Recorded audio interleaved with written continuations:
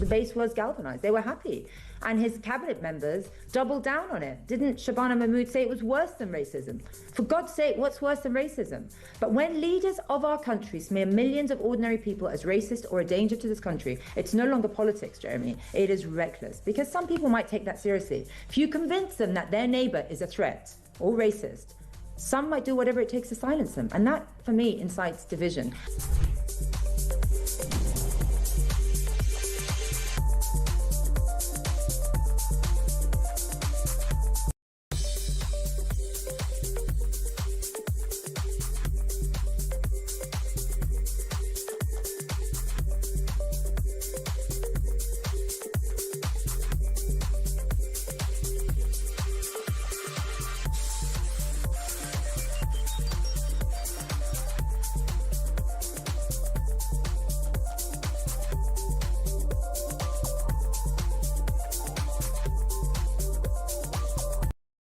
Across the UK, on DAB+, on your smart speaker, on your smart TV, and on your side. This is Talk.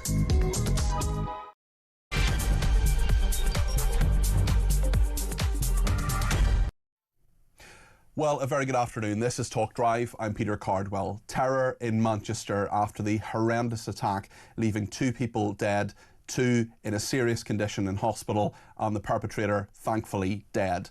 An absolutely horrendous attack on our nation and on our Jewish friends and neighbours, especially on Yom Kippur, which is the most sacred and holy day of the Jewish calendar. This is a developing story. Between now and 7 o'clock, we're going to probably hear from the Prime Minister. We know that COBRA, the government's emergency committee, is happening right now. He has arrived back from Denmark for that. The Prime Minister will be chairing it. Various figures, including the Home Secretary, the Permanent Secretary for the Home Office, Antonio Romeo, has been seen going into the Cabinet Office, as has the Community Secretary, Steve Reid. The top brass will be there. The intelligence services, senior police officers will all be there working out how on earth we respond to this dreadful attack. In the last hour, the Assistant Commissioner of the Metropolitan Police, the person in charge of counter-terrorism in this country, Lawrence Taylor, he spoke about the attack in Manchester. This is what he said. This morning, an appalling attack took place in Grumpsall in Manchester. 2 people have died. The attacker has been shot dead by the police. We believe we know their identity, but for safety reasons at the scene, we're unable to confirm at this stage. 3 other members of the public are in a serious condition. We have also made 2 further arrests. And based on what we know, counter-terrorism policing has declared this as a terrorist incident. That was Assistant Commissioner Lawrence Taylor at the Metropolitan Police speaking about the attack in Manchester. We'll look back in a few minutes' time at what Sir Stephen Watson, who is the Chief Constable of Greater Manchester Police, has been saying. We saw that on Ian's programme in the last 15 minutes. Just before cutting short his summit in Denmark, the Prime Minister, Keir Starmer, spoke before boarding the plane to London, where he now is. Let's remind ourselves what the Prime Minister has been saying. The attack in Manchester this morning is absolutely shocking, and all of our thoughts are with those affected. I'm on my way back to London. When I arrive, I will chair an emergency COBRA meeting. I'm already able to say that additional police assets are being deployed to synagogues across the country, and we will do everything to keep our Jewish community safe. I've spoken to Mark Gardner of the CST and Andy Burnham, Mayor of Manchester, and I want to thank the emergency services for the speed of their response. Let's go live to Manchester now. Alex Farrell is our Talk reporter there. Alex, what's the latest? What can you tell us?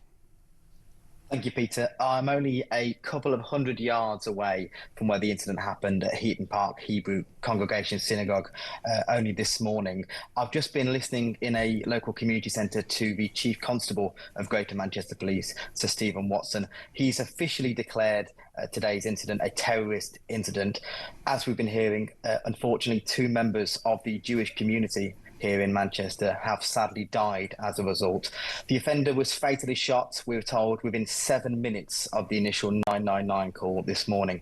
We're now hearing that 4 people remain in hospital with a variety of serious injuries. This morning, just around 9:30, a car was driven at members of the public who are attending Yom Kippur here at the synagogue. That's the holiest day in the Jewish calendar. And the driver then got out of the car and attacked people with a knife. He was wearing what is described to be looking like an explosive device. We've yet to hear whether it was an explosive device, Peter, or whether it was just a lookalike. Immediate bravery of security staff and worshippers at the synagogue have definitely prevented extra casualties here. The attacker was prevented from gaining access to the synagogue, and the Chief Constable, Sir Stephen Watson, did echo the thoughts and prayers of everybody here in Manchester and said that families who are going to worship, of whatever faith, should feel safe from harm when they are worshipping. Alex, what happens now? Because presumably there will be all sorts of vigils right across the country. For the people in Manchester, I'm sure the ones you've been talking to, in complete shock at this, both Jewish and non-Jewish. Completely, Peter. The air in Manchester is shocking. As I arrived a few hours ago with the police cordon only around the corner from me, hundreds of police officers around Manchester. I nipped into a nearby cafe and people looked at me with a face that I can only describe as a combination of fear and love. There was communities in this cafe, probably 12 people from different ethnic backgrounds and different faiths, and they all wanted to help me. And people around me with a tea or a coffee, can I go and show you around? The people in Manchester are coming together as a result of this. From what I'm seeing, Peter, from all different faiths, it's a very diverse area of North Manchester here in Crumpsall. And where we are now, currently I'm sitting in a nearby community centre off one of the schools, and the help and the almost compassion that people are showing for each other, it's amazing to see after such a horrific incident this morning on Yom Kippur, which is a day that should bring Jewish people and people from all faiths, for that matter, together. It's a shocking day for Manchester. Alex, we'll check in with you later. Thank you for the moment. That's Alex Farrell, talk reporter in Manchester. Thank you to everybody who has already got in touch. I haven't even given the number out, and so many people are in touch, and thank you for your reaction. If you want to have your say on this, I want you to give me a ring today to let me know what your thoughts are. 0344 499 1000 is the number to call. You can text me 87222 with the word talk in your text. You can tweet me at talkTV. Follow me at Peter Cardwell. You can send me a voice note, less than a minute please, 0344 499 1000. That's the number for calls and the number for WhatsApp text messages as well. Leslie's been in touch and says this was always going to happen when Hamas were emboldened by the recognition of Palestine. Shame on this government, says Leslie. Betty says if these guys are or were on a watch list, then the Prime Minister must go. Alan says it's time for the UK government to ban the Jew hate marches on the streets of London week in, week out. They have nothing to do with Palestine and are just lawful means of these Jew haters to spout their hate and to put fear into the UK Jewish community, in Alan's opinion. Michelle says, I have no words, just tears. My little late Jewish mummy would be sobbing her heart out today. She warned that this hate would come here. Let's speak to Lord Walney, John Woodcock, who is a former government political violence advisor. He's a former Labour MP as well, now sits in the House of Lords. John, what a horrendous day for our nation. What do you think we need to unpack about this dreadful attack? Afternoon, Peter. Yes, horrendous is the word, and shocking and sickening, but unfortunately not surprising, because Jewish people across the country, for them this is their worst nightmare, but it was a day that they thought was going to come sooner or later. And Jewish people growing up in Britain, many of them have had a level of security around just basic parts of their life, like their schools, for many years, which is thankfully alien to the rest of us. But that sense of threat and intimidation has increased greatly with the explosion of anti-Semitism since the massacre of Jews in Israel by Hamas on 7th of October 2 years ago. And now it is encouraging and welcome to see the Prime Minister leading this directly, taking the COPA meeting now and showing that he is getting a personal grip on the security of Jewish people in the wake of this attack. That's important, but what I think is of even greater importance in the days, weeks and months from this is for our political leaders, for all of us, but from the Prime Minister downwards, to take a hard look at ourselves and the ways in which we have certainly not dispersed, but at times also enabled a political culture environment which has seen the actions of Israel as uniquely evil and has sometimes turned a blind eye or certainly not challenged the increasing conflation of those actions with Jewish people just trying to live their lives in the UK. So my question, tell me if any of this is unfair, John. I trust you, I like you, I think you're an intelligent man. I don't always agree with you, but I want to ask your opinion on what I'm about to say and whether you think any of it is irrelevant or any of it is not fair. So my question is, when I see all these MPs tweeting and saying we stand with the Jewish community and this is a horrendous attack, where have you been? Where have you been for the last 2 years? Where have you been when there have been lower level attacks? Where have you been when people have been spat at, when attacks have happened on synagogues? Where have you been when there have been attacks on children, when there have been attacks on buses, when the anti-Semitism is out of control in this country? We've seen it rising, we've seen where it's coming from, and also not just where have you been, but also what did you expect to happen? How do you think this was going to go when you have people shouting in the street, globalise the Intifada, when you have people shouting about raping Jewish women? Where was it going to go? It wasn't going to calm down. It wasn't going to stop. It wasn't going to get better. We're crying out for leadership on this and lots of other issues. I'm delighted there is leadership today, but where's it been for the last couple of years? Yeah, look, my friends, Labour MPs, they are, by and by, they are good people. They do consider themselves friends in the main of the Jewish communities. They will be genuinely sickened and horrified by this. And yet it is really important for us all to ask ourselves the question of how have we allowed this environment to grow up, and have we really done enough to challenge it? Either the extremism which we have seen on our streets, where too often the debate has been centered around the idea of a right to protest, which we all agree with and uphold, but it has taken prominence over the need to actually confront the illegality and extremism that has sometimes infected and certainly always been at the margins of that protest. And then also, I think most importantly, I think too many of us in politics have been swept up by this tide, and it's not just the UK, it's the United Nations, it is across the West, and it is certainly reflected and fueled by our media that Israel is uniquely evil, that that what is happening at the hands of the Israeli government is uniquely deplorable, when in fact actually there is increasingly little mention of the barbaric massacre and that started this conflict. And the hostages still held. Yeah. The hostages still held, absolutely, and the fact that Israelis believe that this is an existential fight. But then, more than that, there are, unfortunately, a number of conflicts where there is grave human suffering, and yet it is always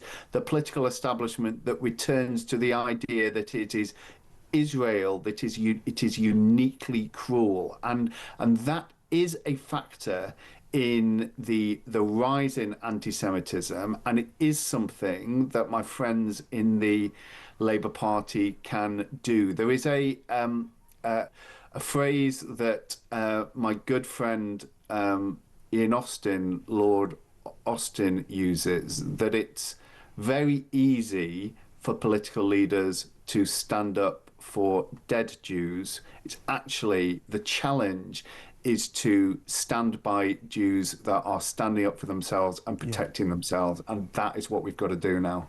John, thank you. Much appreciated. Lord Wolney there, former government political violence advisor and former Labour MP. John Woodcock there, Lord Wolney. Let's speak to Dan in Hampshire. He's given me a ring on 0344 499 1000. As always, I'm going to try and get as many people on the air as possible. Dan's the first one on Talk Drive today. Dan, you're very welcome to the programme. What would you like to say?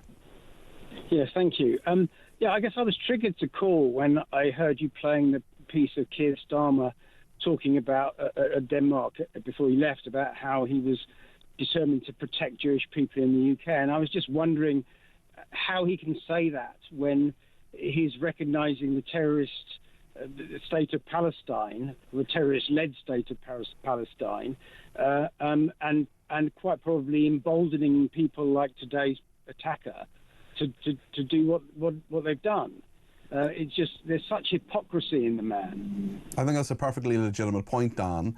And I would ask the question of Keir Starmer, what did you expect to happen? How do you think this will have calmed people down? How do you think in any way this will have said to people who hate Jewish people and who hate Israel, well, actually, no, you need to stop. You need to not necessarily support the government of Benjamin Netanyahu, but neither you nor I, Dan, is responsible for Keir Starmer any more than any Jewish voter or any Israeli voter is responsible for the actions of Benjamin Netanyahu. The point is, in all of this, that if you go around recognising a Palestinian state, that is not in any way going to calm things down or to stop anti-Semitism, is it?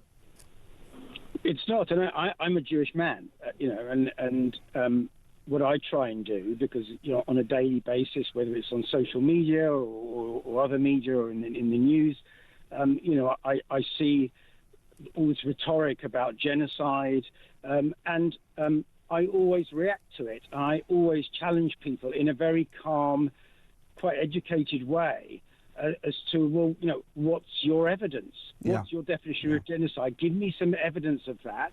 I also question all these people who protest on a continuous basis about what's going on in Israel. Where were they over other wars, the wars in Yemen? Where were they over the hundreds of thousands of people killed in Somalia? Where were they in any other conflict other than when it involves Jewish people?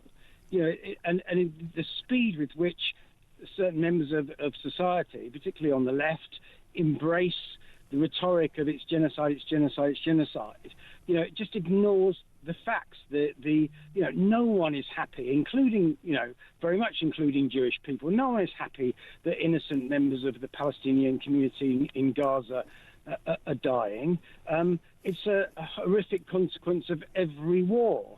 But in all wars in general, when a side has clearly lost, they think about the welfare of their people and say, you know what, our primary responsibility is the well-being of our nation. We're going to lay down our arms and surrender and allow our people to be free. And the same woke individuals who go on about trans rights and every aspect of freedom of existence. Push the rhetoric of let Palestinians be free. They've never been free. How are the gay people of Palestine free? How are they able to express themselves? If the war stopped tomorrow and Hamas had any hand in the control of that state, how much freedom would Palestinians actually have? I mean, there's just so much. These are all very, very pertinent points, Dan, and we need to keep talking and having a conversation and being reasonable and having free speech about this. I'm delighted you called me today on a horrendous day, on a dreadful day, but you've made some really, really excellent points and I thank you for that. I also want to thank Elisa in Chelmsford who says, how long have we been warning? How long have we been speaking to brick walls? Today's horrific terrorist incident in Manchester on the holiest day of the Jewish calendar did not shock me. It angered me and left me heartbroken again. Jew haters have been emboldened to spread lie upon lie against Israel and us Jews. Authorities and politicians need to reflect on the rhetoric and lack of action over the past 2 years. Enough. My heart goes out to the victims and their families. Thanks to the emergency services and the Community Security Trust for their speedy response, and counter-terrorism officers as well. I pray that we can repair the damage that has been caused to our once great country. Furthermore, when will Globalise the Intifada be taken seriously? The chanters got their wish today, says Elisa. There have been many statements, many people giving their solidarity, expressing regret. Manchester United Football Club say the thoughts of everyone at Manchester United are with the victim of today's tragic events in North Manchester. We offer our support to all those affected. Hashtag a City United. Manchester City said, we are shocked and saddened by the tragic events which took place in Manchester this morning. We are sending our support and condolences to all of those affected during this difficult time. This is a huge, horrendous, dreadful, unspeakable attack that has happened against our Jewish community in this country today. If you want to show your solidarity, I want you to message me with what you think. 0344 499 1000. We're going to speak to Ryan Saby for the political reaction. He's Deputy Political Editor of The Sun. Cobra, we think, is happening at the moment in the Cabinet Office. I expect we'll hear from the Prime Minister. We'll bring you, of course, all the reaction, all the changing aspects of this story right through to 7 o'clock. Stay with us here on Talk.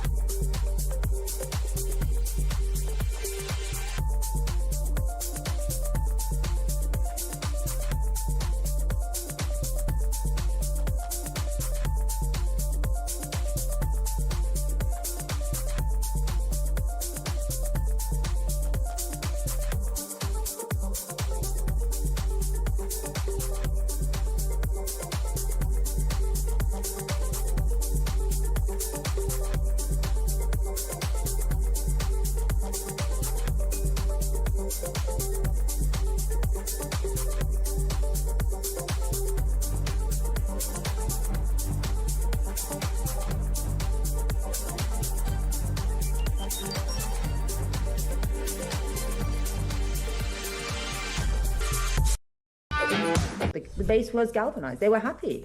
And his cabinet members doubled down on it. Didn't Shabana Mahmood say it was worse than racism? For God's sake, what's worse than racism? But when leaders of our country smear millions of ordinary people as racist or a danger to this country, it's no longer politics, Jeremy. It is reckless. Because some people might take that seriously. If you convince them that their neighbour is a threat or racist, some might do whatever it takes to silence them. And that, for me, incites division.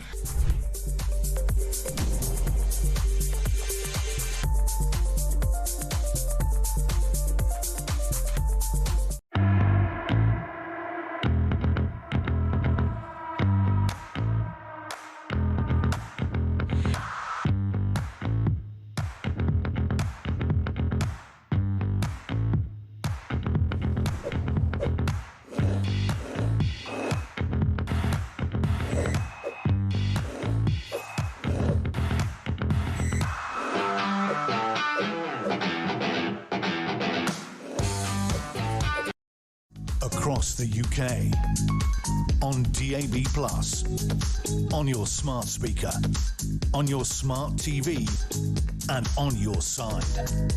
This is Talk.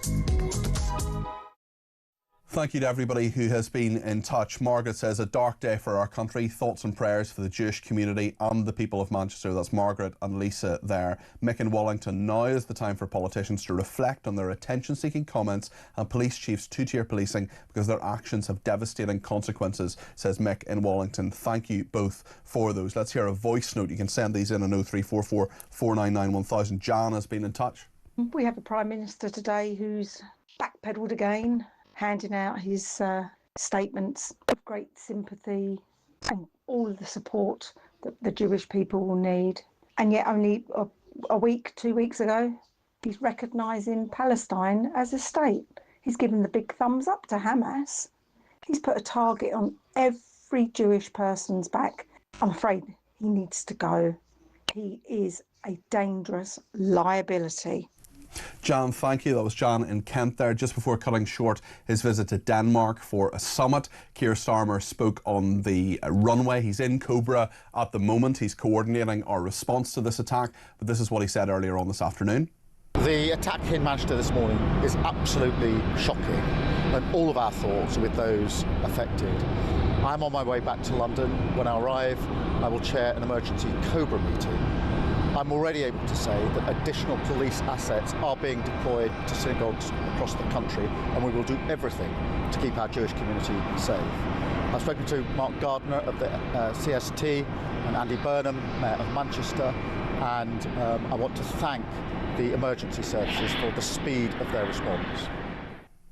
Ryan Saby is Deputy Political Editor of The Sun and joins us now for the political reaction. We think the Prime Minister and many others, including the Home Secretary, Community Secretary and others, are in Cobra at the moment in the Cabinet Office. What are they likely to be discussing and going through at the moment, Ryan?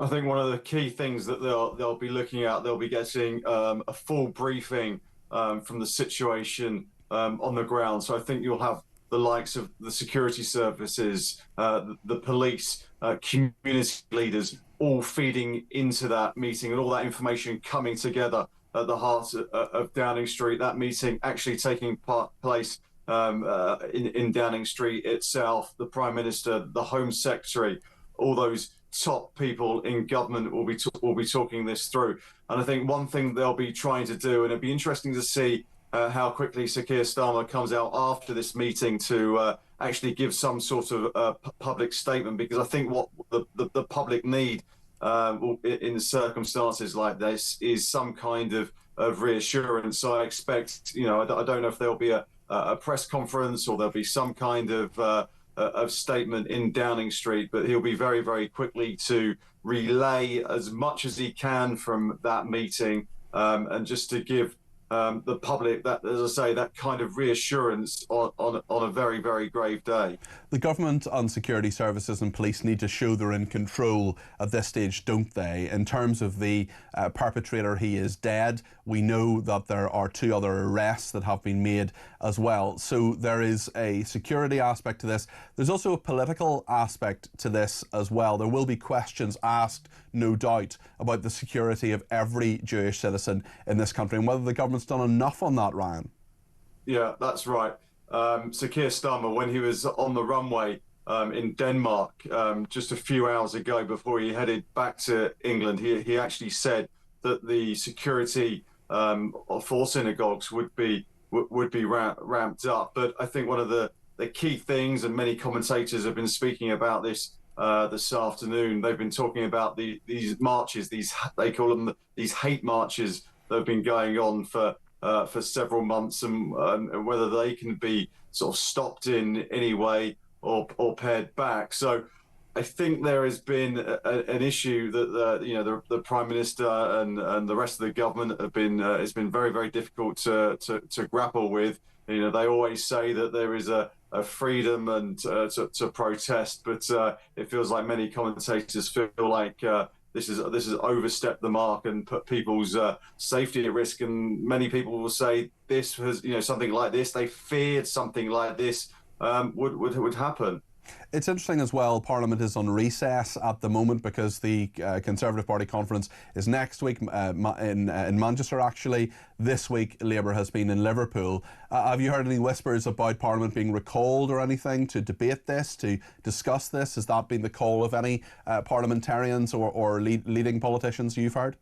No, I haven't actually heard anything like that, but it would seem rather fitting that would actually take place. It feels like this is the moment where MPs and ministers need to actually discuss through the issues and all the implications of what's happened over the past few hours. Now, Parliament, obviously, there's the Conservative Party conference taking place the weekend and early next week. But it'd be interesting to see whether Sir Keir Starmer actually feels the need to actually do that. It hasn't happened that often, but in circumstances like this, you do wonder whether behind the scenes right now, whether they're actually discussing that. Yeah. Ryan, thank you. That's Ryan Saby there, Deputy Political Editor of The Sun. Thank you to a person who has texted in. He says, I'm disgusted by what has happened today. The Prime Minister and his calamity of Cabinet members have encouraged this, along with all the free Palestine flag-waving idiots declaring Israel to be in the wrong about everything.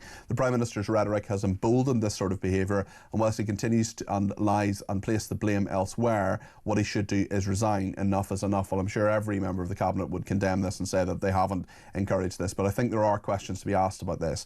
Tim from the London Borough of Bromley says, I can only hope that the Prime Minister's first words at the Cobra meeting were, what have we done? I think my hope is in vain. Leslie says, all those at Labour conference applauding when MPs praised the recognition of Palestine was shameful. Alan in Peterborough, I'm not Jewish, but I feel their pain today. I also feel anger at our government, says Alan. When they recognised Palestine, they rewarded Hamas for the 7th of October pogrom and empowered terrorists in this country to commit this attack. Shame on them. The Home Secretary, Shabnam Mahmood, is joining Cobra that has been led by Sir Keir Starmer in response to the attack. She is in Manchester. She's a Manchester MP. Of course, she's there at the moment. She's going to join it remotely. She's travelling to Greater Manchester Police headquarters this afternoon for an operational update and to show her support for officers. She's also spoken to the Mayor of Greater Manchester, Andy Burnham, as well as Jewish community leaders, including Mark Levy of the Jewish Leadership Council and Mark Gardner, who is the Chief Executive of the Community Security Trust, which is an organisation which monitors anti-Semitism against Jews and has raised many, many red flags about the level of anti-Semitism in this country. She says she's going to offer any support needed, but she is in Manchester at the moment, which is where her constituency is, and she's going to stay there to coordinate some of the response to this attack anyway from a governmental level. That is Shabana Mahmood, who is the Home Secretary. Lots more to come on this. Jake Wallace-Simons is an author and columnist and has a book out this week called Never Again, How the West Betrayed the Jews and Itself. What a pertinent week for that book to be out. Lots to discuss with Jake in a few minutes here on Talk.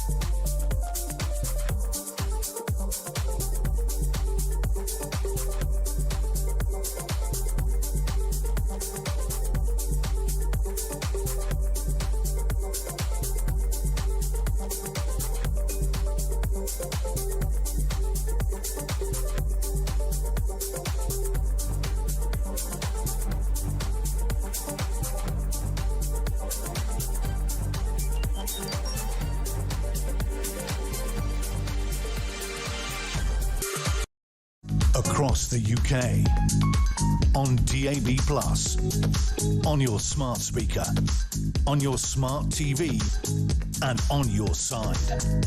This is Talk. Plenty in Mike's show tomorrow morning about this, of course. Lots of people getting in touch, including Andy, who sent me a voice note. All I want to do is say thanks for the police for their swift action and the security there at that synagogue. It probably prevented a lot of lives being lost there, and fair play to the police. The armed police are not like these little, NIMBYs that knock doors after social media posts. They're properly trained officers. And hats off, let's have a thought about our thinking tonight. They were faced with somebody who might have explosives and not explosives round. But do you know what? I'm so mad, right, at this government. A couple of weeks ago, they recognised the state of Palestine, who are run by terrorists. They've got some blame on this. They're enabling people. They're rewarding terrorism.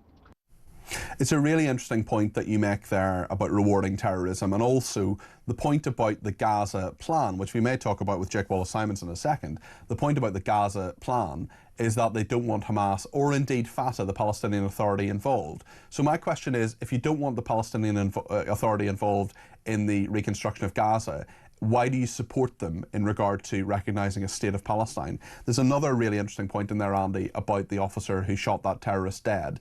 And the fact is that officer's life will change immeasurably. They'll be put on administrative leave for as long as it takes all of the inquiries into this to take place. So that officer and his or her family will be in a maelstrom of administrative, legislative and investigative problems, probably for 2 years before he gets back to work, because as soon as you fire a shot, you're basically instantly put on administrative leave. So that is a big, big thing for that brave officer as well. It's not just about the bravery shown today, it's about the effects on that officer's life and his family's life for some time to come, having kept many, many people safe there. So Andy, a really, really good message.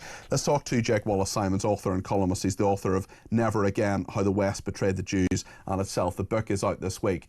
Jake, what a horrendous coincidence that such a pertinent book is out this week. We're going to talk about it properly on Sunday when you're on my show on Sunday. But given what has happened today, there is at least a question that we need to ask, at least a question about what people thought was going to happen. Was this inevitable, Jake? Yeah, I mean, like everyone else, I feel such a mixture of emotions at the moment. Of course, fear and desperation and anguish at what has happened, but also a lot of anger at the hypocrisy on display demonstrated by all those political leaders who spent the last 2 years lambasting, subverting, condemning Israel with their every breath, and then now lamenting the consequences of their words. Keir Starmer only last week was being congratulated by Hamas for his foreign policy, for recognizing a Palestinian state without even demanding that they do anything, release the hostages or surrender. And now he has the shame-face, the brazenness to lament the consequences of Hamas-style terrorism on a Manchester Jewish community. And he's not the only one. I mentioned on the BBC actually earlier today, Tom Fletcher, the UN humanitarian chief, back in May on the Today programme, made the claim that 14,000 babies were about to die in Gaza within 48 hours. Yeah, it was a lie. That was a lie. A wrong claim. It was totally untrue. 13 MPs repeated that anti-Semitic smear in Parliament. At the time, I lambasted all of them, demanding that they take it back. Very few of them took it back or apologised. And those same MPs who repeated those claims, including Carla Denyer, the Green Party official, is now lamenting and consoling and offering her condolences for the Jewish community in the wake of this attack. You can't have it both ways. You can't spread anti-Semitic smears, bile, lies and incitement on day one and then lament the consequences of those things on day two, if indeed we can't say for sure that it's the consequences. We don't know enough about the investigation yet, but it looks very likely that the consequences of incitement are clear for all to see. If not this attack, other attacks on Jews in London, in Manchester, and across the world. It's absolutely shameful. Let's have a look at another hypocrite with crocodile tears. This is the First Minister of Scotland, John Swinney, speaking about the situation in Manchester. Can I express my horror at the attack on a synagogue in Manchester this morning? This attack came on Yom Kippur, the holiest time in the Jewish calendar, and my thoughts are with the victims, their families and all of the Jewish communities in Scotland and across the United Kingdom. I record our thanks and appreciation to the emergency services and the first responders for the speed of their response. Anti-Semitism is an evil we must confront and stand resolutely against, and I know that the whole Chamber speaks with one voice on this important question. That is John Swinney, who is the First Minister of Scotland. Well, about 2 weeks ago, on government buildings, they raised the Palestinian flag in solidarity with the Palestinian people. I did ask an SNP member of the Scottish Parliament whether they'd raised the Israeli flag on the 7th or 8th of October. Unsurprisingly, she didn't know, and unsurprisingly, the answer was, of course they didn't. She also, and the SNP, have also called for a boycott of Israeli defence munitions, so they actually don't want Israel to defend itself against the threat from Hamas or to perpetrate the war in Gaza. Maybe there's a debate to be had there, but I think we know where that is coming from. Jake, what is your reaction to what John Swinney said there? It's just one example of the many politicians who are saying all these thoughts and prayers things today, which, yeah, probably they should have been saying, but where have you been for the last 2 years, guys? Yeah, it makes my skin crawl. I couldn't help but think, take the words Yom Kippur out of your mouth, sir, and give us the dignity of silence. Having, taken the side of the Palestinians, which has become increasingly the side of Hamas, unfortunately, for 2 years, not shed a single tear for Jews before, Jewish victims of atrocities, then now suddenly to come out with these crocodile tears. It's just shameful. I can see through it, you can see through it, the public can see through it. Even John Swinney himself has surely got to be able to see through his own performance. And the same has got to be said of Keir Starmer and David Lammy and all the other cretins who've spent the last 2 years lambasting Israel and trying to do everything they can to ensure an Israeli defeat in Gaza, to ensure that Jews are not kept protected and safe in southern Israel anymore because they want Israel to withdraw before they finish the job. Now suddenly they're able to find their tears. Well, shame on them. There's a viewer of this programme called Tom who got in touch with me at the weekend. He told me in a very moving voice note, actually, about anti-Semitic attacks that have been perpetrated against him, against his son as well, their home. He said eggs had been thrown, there was bacon that was left on the doorstep to say, we know you're Jewish, and to intimidate them. He sent me a message at the weekend and told me that they're actually moving. They're moving from their home to a totally different town, many, many miles away, because they want to escape this. His son is a teenager and he's taking him out of school. Well, Tom's actually been in touch again today, and I just want to play you the update on that, Jake, and then get your reaction. Let's hear Tom's voice note. Hello, Peter. It's Tom here, who left the voice note at the weekend about me having to leave my home and hometown because of the anti-Semitism that I've been receiving, and heading north, far, far away from my house. I've got a message for all my fellow Jews. If nobody knows that you're Jewish, shut the hell up. Shut up. Don't tell anyone. It's the best advice I can give you. It's been so bad for me that I've had to sell up and I am moving away, 200 miles away from where I am. I say again, shut up, don't tell anyone, keep it to yourself. It's not worth it.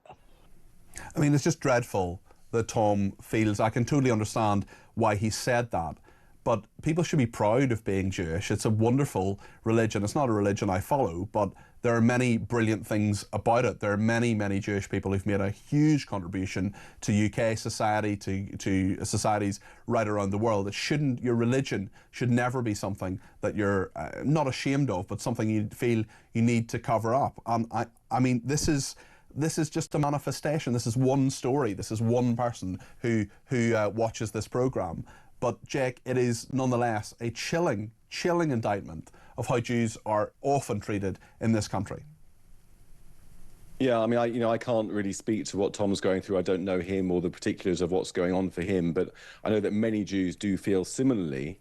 Discussions that we've been having in the community for the last couple of years, ever since October the 7th, are things like, do you ask your kids to take off their uniform blazer, so concealing that they're going to a Jewish school? Do you take off the mezuzah from your door? The sort of little ritual prayer that Jews have on their doorpost, so that people don't know that you live in a Jewish house.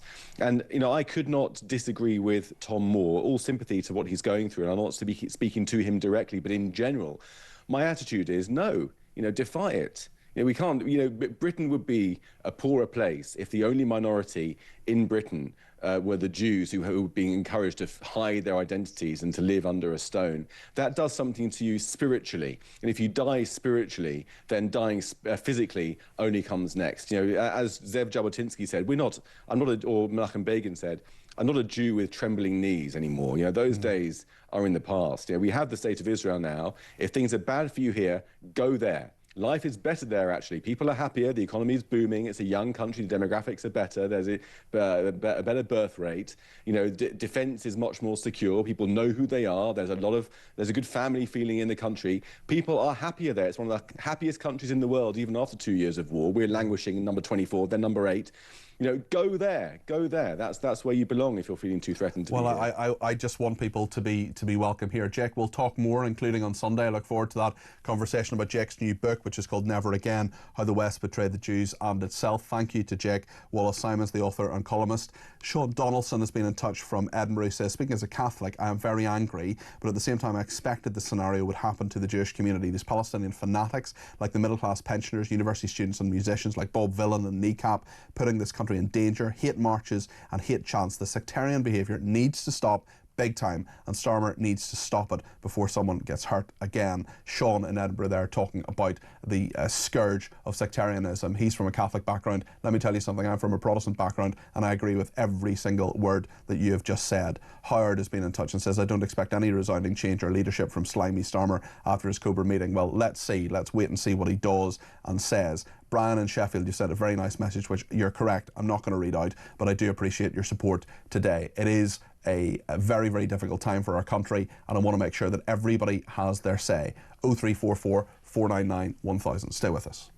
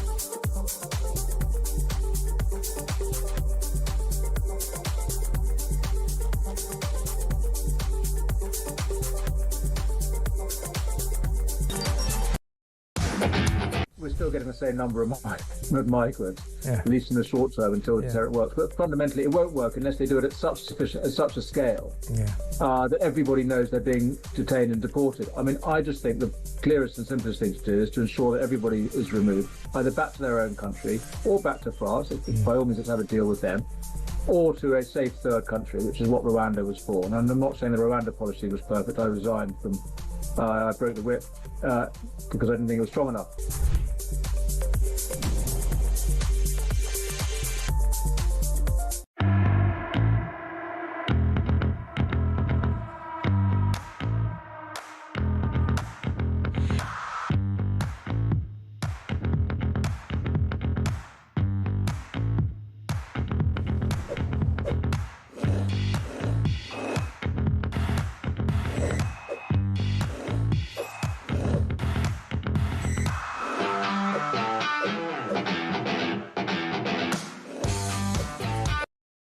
Across the UK, on DAB+, on your smart speaker, on your smart TV, and on your side.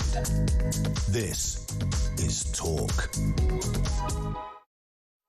I want to talk now to the broadcaster and social campaigner, Rabbi Jonathan Romain. Jonathan, what a horrendous day. Yom Kippur, the holiest day, of course. I know it's a day that's absolutely sacred to Jews worldwide. Tell me your thoughts on what has happened today in Manchester. Well, it is indeed, as you say, terribly shocking, and I'm actually just standing outside my own local synagogue, and I've also just been outside on the door, literally on duty, because the reality of Jewish life today is that synagogues not only have services and kindergartens and libraries, but we also have a security rota, because that's something that's necessary. You wouldn't dream of having it outside a church, but unfortunately, the climate that we're in today means that we do need it. And of course, as you say, today is the Yom Kippur, the Day of Atonement.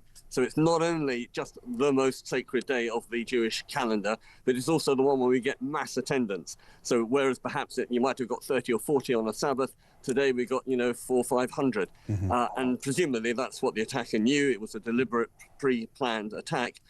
And it's sent shockwaves, not just in the Manchester community, but nationally. And there's a mixture of horror, the people who died, anger, what on earth was this guy doing? How did he think he was helping the peace process? Well, it doesn't matter what you think about what's going on in the Middle East, whether you're for it or against it.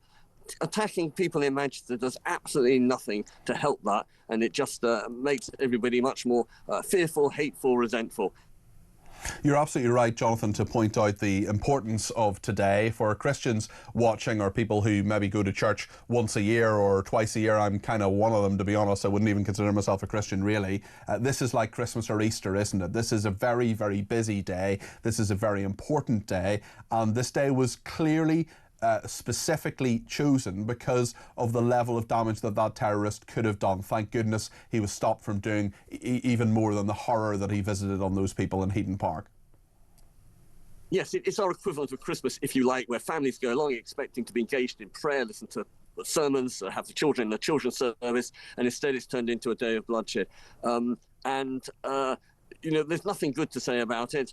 And it's really supposed to be a day of atonement. That's what Yom Kippur means, Day of Atonement. We look back over the last year, see what we've done wrong. Don't just pray it away, but actually resolve to make things better. Apologise to the person we insulted, undo a rumour we've spread, maybe if we've stolen something from the office, from a neighbour, whatever, return it. In other words, a very practical day, which is why we spend all day in synagogue thinking about the past year. Not that you shouldn't do anything during the year itself, but, we let things go. We push things under the carpet. And this was a catch-up day, a day of penitence and prayer, nothing to do with Gaza, nothing to do with bloodshed. And yet a day of prayer has been turned into a day of absolute pain. Have you noticed a change? This news broke at about 10:15 this morning in the number of people coming over the course of the day. Are there more? Are there fewer? What are people saying to you? Are they saying, I must go to the synagogue today because this has happened? I mean, what are people saying to you? What are the numbers kind of like? Is there any change, any difference? I think actually, rather than staying away, people are determining to come, a sense of solidarity, sense of community. And I think that's the important thing going forward, that we shouldn't let the awfulness of today infect British attitudes, Jewish-Muslim relations. This was a guy who was one-off, or even if he had a few assistants, it doesn't really matter. It's not true of the average Jew, the average Muslim. We get on pretty well, actually. Why shouldn't we? And we're pretty determined that whatever's going on in the Middle East, we're not going to let the politics of the religious Middle East affect sort of interfaith relations here in the UK. I think that's what we've got to hold on to, not give in to despair or anger, but just say, look, this was a one-off, this was pointless, meaningless, and we're going to reject it, and we're not going to sort of get caught up in the vortex of hate. Jonathan, there are a lot of Jews who watch and listen to this programme, but most people who watch and listen to this programme, I think I can safely say, are not Jewish. What can people like us do to help our Jewish friends and neighbours at the moment? Your community is hurting. How can we help? What can we do?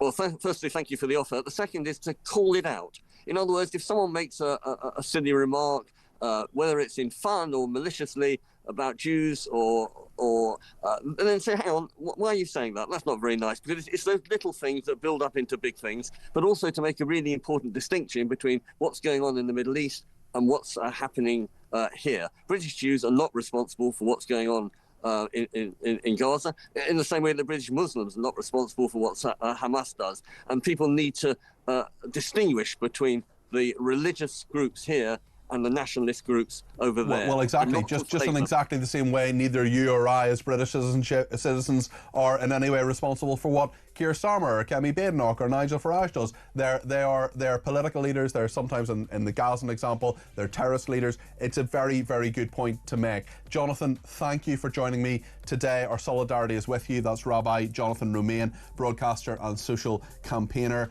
Wendy says this is what happens when you let the BBC air Bob Villan. And Lucy in Cornwall says, I'm depressed about this attack on the synagogue. I blame Starmer. His hypocrisy is disgusting. The hate marches must stop. Lots more on this. Get your call in 0344 499 1000. Stay with us.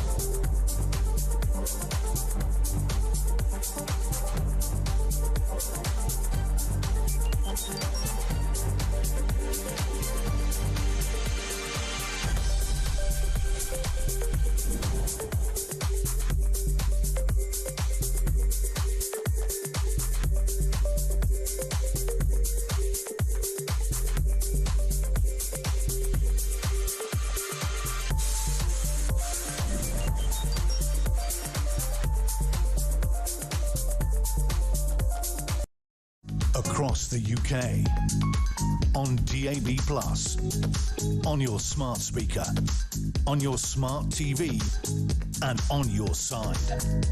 This is Talk.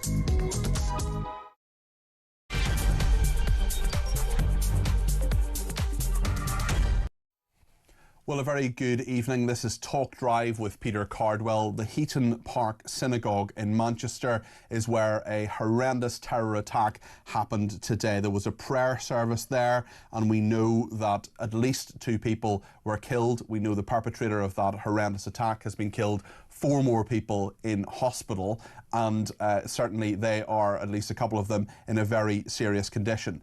As we speak, at 5 on Thursday evening, a COBRA meeting of the Government's Emergency Committee is taking place. Senior people will be there from the intelligence community, policing. The Prime Minister is chairing it. We know the Home Secretary herself, Shabana Mahmood, is joining it via video link from Manchester, where she is an MP. She's been talking to the Mayor of Greater Manchester, Andy Burnham. We've also heard from the head of Greater Manchester Police, the Chief Constable, Sir Stephen Watson, will be playing his clip again in a few minutes' time. This attack happened on Yom Kippur, the holiest day of the year for Jews. We've just been talking to a rabbi about how that is grimly, grimly significant.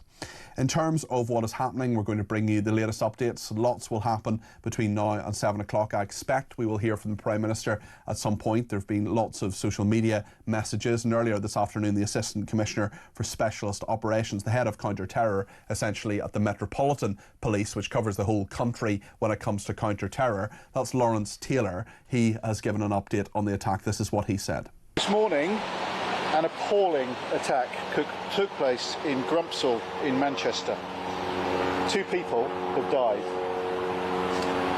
The attacker has been shot dead by the police. We believe we know their identity, but for safety reasons at the scene, we're unable to confirm at this stage. 3 other members of the public are in a serious condition. We have also made 2 further arrests. And based on what we know, counter-terrorism policing has declared this as a terrorist incident. The Prime Minister is chairing COBRA as we speak. As I say, I expect we'll hear from him before too long. Just before leaving Denmark, where he was for a summit, he got on a plane, came back to London as soon as he knew about this attack. The Prime Minister spoke on the runway. This is what he said. The attack in Manchester this morning is absolutely shocking, and all of our thoughts are with those affected. I'm on my way back to London. When I arrive, I will chair an emergency COBRA meeting. I'm already able to say that additional police assets are being deployed to synagogues across the country, and we will do everything to keep our Jewish community safe. I've spoken to Mark Gardner of the CST and Andy Burnham, Mayor of Manchester, and I want to thank the emergency services for the speed of their response. Well, you have been getting in touch. Lisa in Braintree in Essex says, all my life I've never been scared to tell people I'm Jewish until now. Worrying times, and I worry for the security of our country and for my 2 daughters' safety. Don in Chelmsford says there's a certain group in the UK that Starmer doesn't want to upset. It's all about votes. This has influenced his actions, such as the recognition of a Palestinian state, and weakened Jewish people in the UK. Tom got in touch with a voice note earlier. He is moving house, he is moving town, in fact hundreds of miles away from where he lives, because of anti-Semitism and attacks that he and his teenage son have experienced since the 7th of October 2 years ago. Richard says, listening to Tom and his shades of Germany in the 1930s, it's absolutely disgusting. I feel so sorry for him. I want to go live to Manchester now, and Alex Farrell, who's our reporter there. Alex, what's the latest? Peter, thank you. You join me on Middleton Road. Just a few hundred yards behind me that way is the Heaton Park Hebrew Congregation Synagogue. We're in North Manchester, in an area of Crumpsall, and surrounding me here are local residents who have come out to pay their condolences. Not just Jewish people, Christians, Sikhs, Muslims. This is a really diverse community here in Manchester, and they've come together in sorrow at what's happened this morning.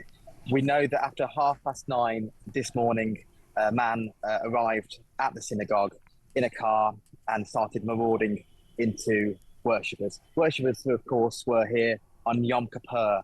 That's the Day of Atonement, the holiest day in the Jewish calendar. They were here to come together at the synagogue. Thankfully, lots of them managed to get inside the synagogue, we're told, and the brave security staff and some of the worshippers managed to blockade the door so the attacker couldn't get in. Unfortunately, he did get out of his car this morning just after 9:30 with a knife and attacked some people. 2 people we know have unfortunately died, and there are 3 people in a serious condition in hospital, and another one with some possibly life-changing injuries as well. Now, we heard earlier, Peter, from the Chief Constable of Greater Manchester Police, Sir Stephen Watson. He's officially declared this a terrorist incident. The offender was fatally shot within 7 minutes of the 999 call, and we do know he was wearing what appeared to be an explosive device, but no word yet on whether it was a real device. Just before you came to me, there were 2 vans with bomb disposal written on the side that went zooming past me that way, and going the other way were a lot of police cars who I believe contained the Home Secretary Shabana Mahmood, who has come to this site in Manchester to go and pay her respects and speak to the members of Greater Manchester Police. And I must say, Peter, there are hundreds of police officers in this area. Every entrance to this synagogue has been blocked off. There's a large police presence, and we've heard earlier from the Prime Minister, who has just chaired a COBRA meeting, that synagogues around the UK will get increased security because of this incident this morning in North Manchester. Yes, we know that Shabana Mahmood's own constituency is Birmingham Ladywood, not a million miles away from Manchester. Apologies, earlier I said she was a Manchester MP. She's of course a Birmingham MP, but not too far away. She's been ringing into Cobra from there. Alex, just stay with us for a second, because I just want to play the clip of Sir Stephen Watson, the Chief Constable of Manchester, Greater Manchester Police. This is what he said about an hour and a half ago. We believe that the identity of the offender has been established, but until we are certain of this fact, it is premature to set out this detail at this juncture. In addition, I can confirm that 2 other individuals have been arrested in connection with this incident, and urgent inquiries are ongoing. We can confirm that 2 members of our Jewish community have sadly died as a result of this attack. That is Sir Stephen Watson, who's the Chief Constable of Greater Manchester Police. What have people been saying to you there, Alex? I know you've been in the area all day. What have they been saying? They must be so shocked, yet at the same time the Jewish community has been under such pressure, so much anti-Semitism has been on display, this is particularly in the last 2 years. Absolutely. There is complete shock here, Peter. And as I mentioned earlier, I think it's really important to note that it is such a diverse community here. People living neighbour to neighbour. I spoke to one woman earlier. She said on one side she had a Sikh family, on the other side a Muslim family, and she herself was Jewish. And their friends, their neighbours, their loved ones, their colleagues, and they're in complete agreement that this is a shocking event happened in Manchester. Only a few days' time, of course, to the anniversary of what happened 2 years ago in Gaza. And this is a stark reminder that even on the streets of the UK here, this terror can come to a place like Manchester where people are coming together on Yom Kippur. It's the Day of Atonement. It's the day that the Jewish people come in. They usually don't allow technical devices or phones, so many of them actually would have come here without their phones, probably heighten the terror for them as they've been bombarded inside this synagogue and not knowing what was going on outside, and possibly not being able to contact their loved ones and friends. It must have been a very, very scary day for people here in Manchester. Alex, thank you. That's Alex Farrell, our reporter there in Manchester. We'll check in with Alex a little bit later on as well. Debbie has given me a ring from London, 0344 499 1000. Debbie, you're very welcome to the programme. What would you like to say? Oh, hi, Peter. It's the first time I've ever called into a radio station. Well, you're very welcome, Debbie. Just tell us what you've got to say. Yeah, I mean, I don't know if you know, but the 7th of September this year, 100,000 Jews gathered and we marched through London. And on the one thing, it wasn't Israel, it wasn't anything, it was just anti-Semitism to raise awareness, raise support, through the city. And I was meant to be on that march with you, Debbie, and do you know why I wasn't? Okay. Do you know why I wasn't? Because I was flying to Israel to go to a visit there. But it was a really important march, as you say, and a few Israeli flags, but not very many. Mostly Union flags talking about this country. It was about this country, and the centre of it was, the whole hub of the reason. And when you think about 100,000 people, that's a third of the entire Jewish community of this country, and forget kids and everything else. So it was significant. And when we gathered in Parliament Square, there was a stage and the speeches, and Chris Phelps from the Tories were there, really reassuring, telling us, their solidarity support. Richard Tice for Reform was there. Really, all the major parties now, and we have to say Reform in the polls are a major party there. Who wasn't there? Who wasn't there, Peter? Labour and this government disdained us completely, ignored the event completely. We were trying to say, we're in pain, we're scared, we're frightened. And there they were. And, I just think that just says it. And to me... Well, it does. Debbie, it's really interesting you mentioned that, actually, because I know Labour didn't speak or make themselves particularly well known. There was at least one Labour MP there. It's a woman called Joni Reid. Now, I've known Joni for about 15 years, and we don't agree on a lot of things. But what we do agree on is that anti-Semitism is horrendous. She was there, and she is a very good, principled person, a good MP. And I want you to know that there's at least one person in Labour, if not more, who were there. But you're right, there should have been a leadership person there. There should have been a cabinet minister there. Well, you know what, and good for her, and it's wonderful she was there, and I'm sure there's a lot of people in Labour that completely agree with the solidarity towards the Jewish community. I'm not saying all of the Labour Party. Of course. But where were they on the main stage? We needed to hear from them. Why were they not represented? And more to the point, not Labour, the government. Somebody from this government to say, we're with you, we stand by you, we will protect you. They weren't there, and I think whatever they say today, they should be asking the question why they didn't feel a need to come and address 100,000 Jews in this country, a third of the entire Jewish community. Well, it's a very fair point. It's a very fair point, Debbie, and I think it's one they need to answer. Listen, thank you for your call, your first call, but do not make it your last call, Debbie. I'd happily chat to you anytime. I appreciate that. Isabel Oakeshott is with us, Talks International editor. Isabel, a really dreadful day for this country. There are international ramifications. I know Gideon Saar, for example, the Foreign Minister of Israel, has been tweeting in solidarity. What do you make of what is happening? Well, first of all, it's always difficult in these situations because quickly one gets accused of politicising an event, when lives have been lost. But this is a political issue. And, it goes without saying that, of course, we're thinking of the victims and their families, but it is a political issue. And the reality is that the UK Jewish community has long feared something exactly like this happening. We know the police have told us and confirmed that there was security around this synagogue, as there is around so many other synagogues up and down our country. What a appalling thing it is that is deemed necessary. And it sounds very much as if those security arrangements today may well have prevented something an awful lot worse. Excuse me. So this is a reflection of where we're at, that our Jewish community feels the need to pay often for private protection of their streets, of their neighbourhoods, and of their places of worship. And they feel utterly abandoned by this government. And I think the most sensitive question today, and some will criticise me for actually posing this question, is whether or not Keir Starmer and his ministerial colleagues and the Labour Party more widely have created a permissive environment for anti-Semitism in our country. Now, that is not to say that their pro-Palestinian position makes them directly responsible for the actions of a terrorist or nutter. Nobody is responsible for that except the nutter themselves.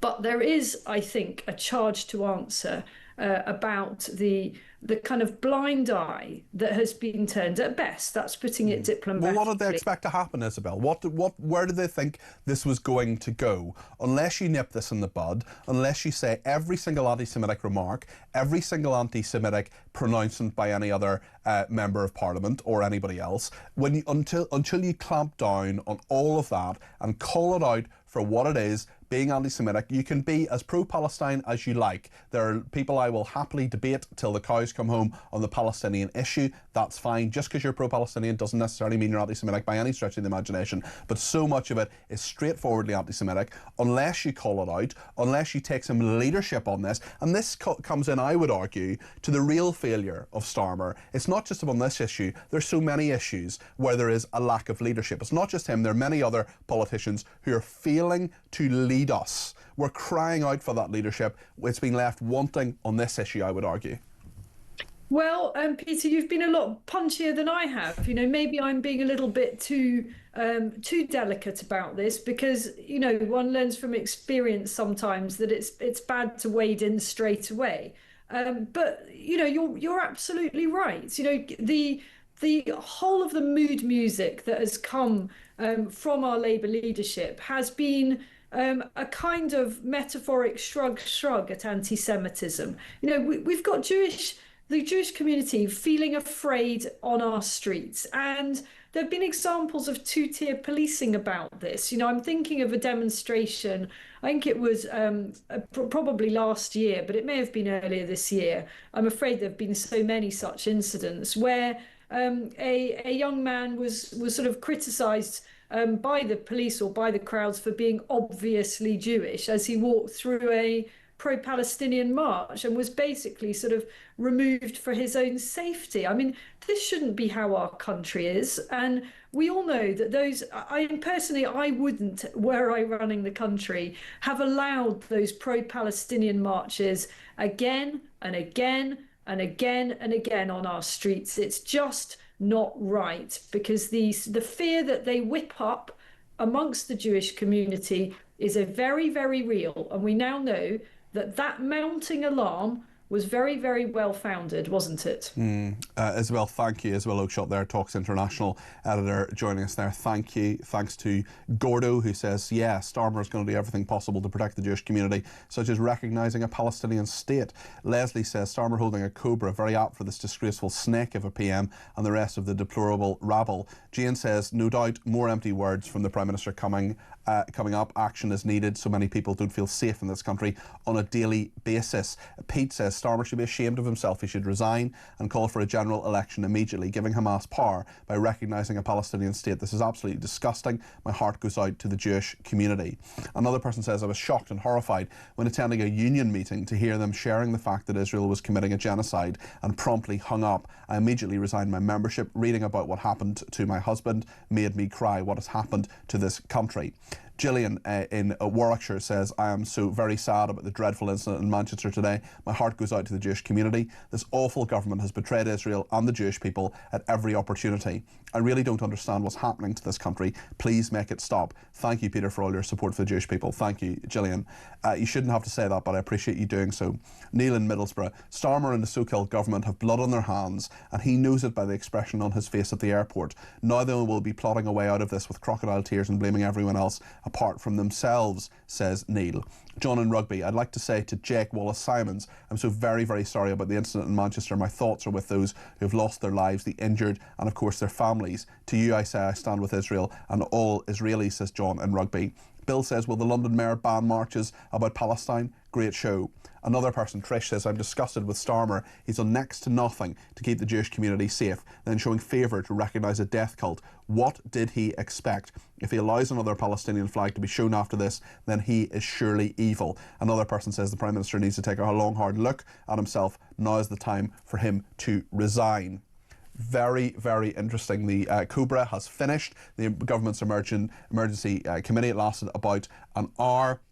We're also told now that the device worn by the suspect was not viable. So it may have looked like a suicide vest. It wasn't viable. It wasn't actually a bomb, but certainly he was wearing it to give that impression, and that's what a lot of people thought it was. We know Cobra is over. I would expect in the next half an hour or so we'll probably hear from the Prime Minister his impressions of that meeting and what the plan is now. We'll talk about the counter-terror aspect of this with a counter-terrorism expert. Ian Atchison is coming up after the break. You're going to want to hear what his reaction to all of this is. Do stay with us here on Talk.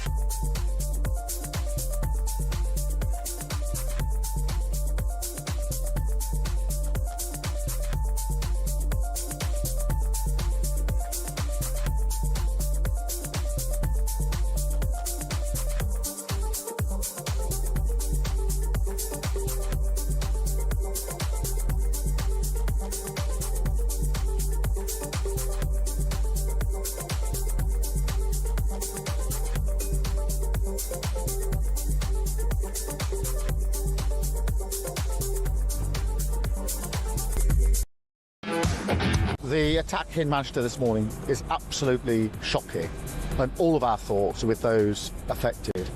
I'm on my way back to London. When I arrive, I will chair an emergency Cobra meeting. I'm already able to say that additional police assets are being deployed to synagogues across the country, and we will do everything to keep our Jewish community safe.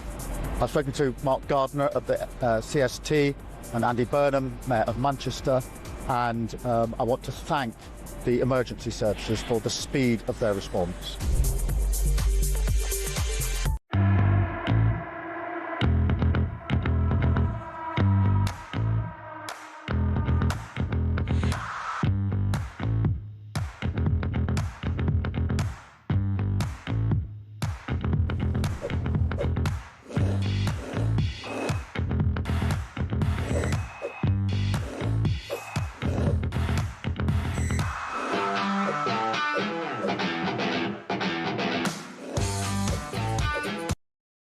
Across the UK, on DAB+, on your smart speaker, on your smart TV, and on your side. This is Talk. Jason in Southampton has a really good point. He says, have Stand Up to Racism announced what time tonight's vigil is to support our Jewish communities, says Jason in Southampton. That's a really good point, actually, from Stand Up to Racism, that far-left organisation. Can we give them a ring, actually, the team behind the glass, and ring Stand Up to Racism and say, when is your event tonight in solidarity with the Jewish people? Or are you perhaps not going to hold an event in solidarity with the Jewish people. We'll see what Stand Up to Racism have to say. We'll let you know what they tell us. Ellie in Shropshire says, I'm furious about the senseless attack at the synagogue. I'm not surprised, though. That's the worst part. We are not surprised. In fact, we almost expected something. I hold the government responsible for this. Recognising a terrorist state has empowered them here. Constant marches without recourse empowers them. It's disgusting. I'm sure it'll happen again. The Prime Minister should resign. Let's hear a voice note from Lorna. I'm just calling to express my sincere condolences and sadness at this dreadful event in Manchester. It is so sad and so awful on Yom Kippur. My hearts go out to everyone involved, the Jewish people, and it is just truly wicked. And I hope this government realises what it's doing, recognising the state of Palestine in that stupid way. It was inane. They've given a licence to those terrorists to just have a free-for-all. I'm very sad, and I just hope this dreadful government wakes up and smells the coffee. Lorna, thank you for that. You can send your voice notes in or give me a ring on the main number 0344 499 1000. I want to talk to Ian Aitchison now. He is a counter-terrorism expert, former prison governor as well. Ian, no better person to speak to today. We know now, I think we probably knew originally, but it's been confirmed anyway, that this is a terror attack. What happens now? What should happen now? How do we prevent this happening again? Well, hello, Peter, and thanks for having me on. This was an atrocious, cowardly, despicable attack on the softest of targets. And you and I are familiar, unfortunately, coming from Northern Ireland, of the terrorist playbook where congregations and churches get attacked. Yeah.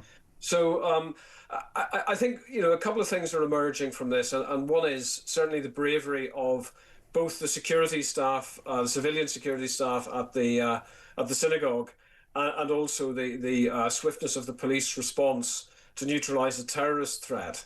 So there'll be a dynamic inquiry that's going on at the moment. I do think there's a very good explanation from the Chief Constable of how the investigation was going to unfold. There are reports of another couple of people being arrested. I think I buy this time from the police the explanation that they can't release identities because there may be other people involved. 2 people reported arrested, and houses being stormed by police and so on. So all of that is happening, and I think the response of Manchester Police, particularly those officers that engaged and neutralised the terrorist, are exemplary. But I think we've also got to take a step back here, Peter. I mean, this isn't the gold standard. Shooting a terrorist who's already murdered 2 worshippers in the holiest day in the Jewish calendar, is not what we should be aiming for. We should be aiming for preventing these. So I've got some questions, frankly, about the policing plan for today. What I mean by that is if you just have a look at the details. This was the largest congregation in Greater Manchester, this synagogue. Islamist extremists, as we know, are fixated on mass casualty attacks on Jews on important anniversaries. I mean, Yom Kippur itself, the Day of Atonement, has been targeted on 2 occasions. In 1973, famously, when Arab countries tried to invade Israel, but of course much more recently in the atrocious attacks in October of 2023. And there's as we know, there is a rising number of incidents of anti-Semitic attacks, of anti-Semitic discourse and so on in life at the moment. Now, if you put all 3 of those together, this is my simple question, I guess, surely you would have expected a policing plan on a day like today for a vulnerable and targeted Jewish community celebrating on an event where they'd already been attacked before. Surely you would have expected policing to be outside those synagogues. We have a small Jewish minority in this country. There aren't that many synagogues. All of them ought to have been protected in some way. So I think there are some quite serious questions to be asking, when this investigation has revealed the identity of the assailant. And of course, we don't know what the motivation of that assailant is yet, and we must keep an open mind. But certainly, I'm afraid to say, the stab, ram, and attack playbook has been talked up by Al-Qaeda only recently, encouraging such attacks on Jews and Christians in the United States and in Europe. So it wouldn't surprise me at all if this assailant had been radicalised by Islamist ideology. We must wait for those things to come out and to emerge. But there are serious questions to ask, I think, and the government needs to be asking these questions, and the Home Secretary immediately, about what the policing plan was for a predictable day with a vulnerable population. Well, the key word is predictable there, and I wonder, look, the person who perpetrated this and their associates, they're responsible for this. I don't agree, actually, with quite a number of our viewers and listeners who put the blame squarely at Keir Starmer's door. But what I would say, and I wonder what you think about this, Ian, and feel free to disagree with me, that there has been a very at least a permissiveness of anti-Semitism in our society, and if you're going to allow that, this is very sadly and very tragically the inevitable conclusion.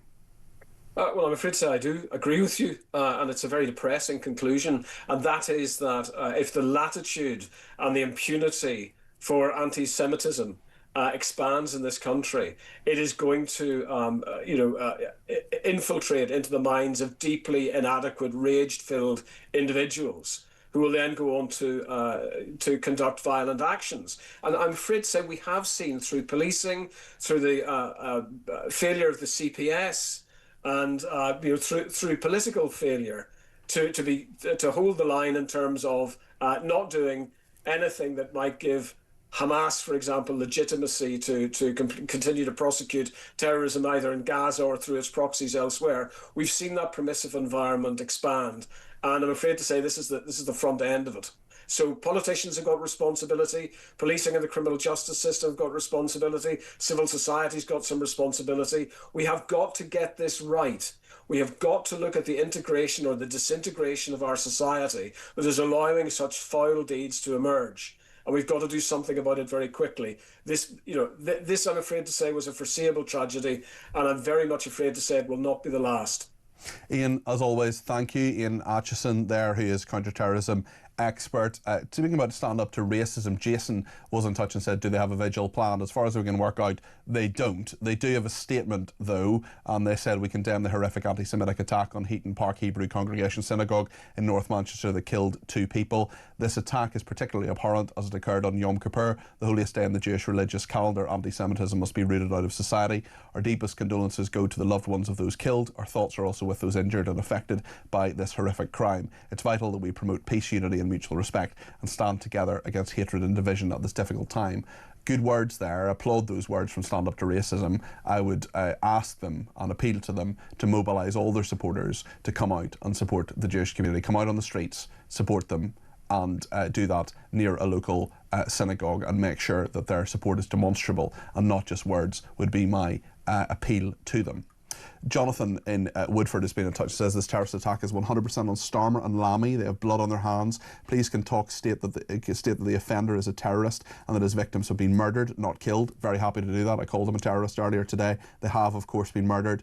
Be better than the BBC and use the correct and appropriate words. He's absolutely a terrorist. The victims were absolutely murdered. There is no doubt about that. Bill says, after the attack today, I wonder what Hamas will say to Starmer. Thank you for your help. This attack should be laid at his door. My thoughts are with the Jewish people.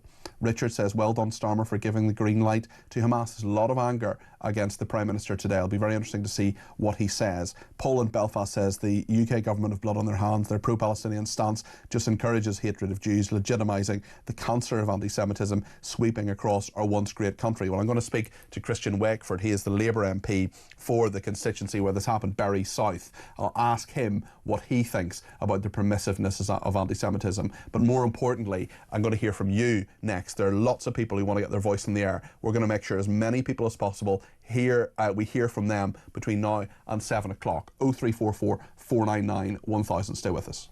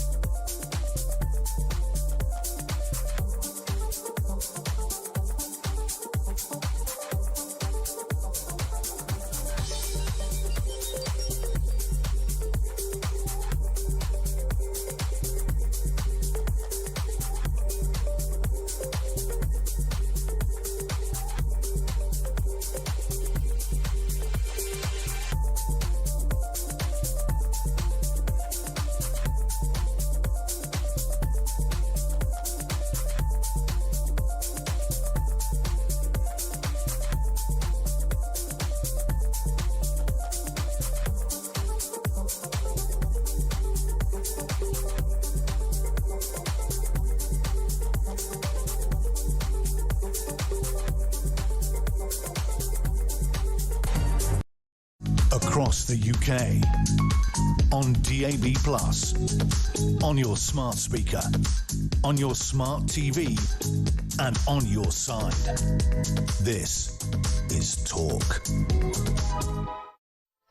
Paul, thank you for your tweet. Paul has tweeted me to ask whether the Palestine Solidarity Committee has a protest. It's tomorrow, the 2nd. Oh no, hold on. Today is the 2nd. Yes, today is the 2nd. Apologies. So it's apparently happening now at Parliament Square in London.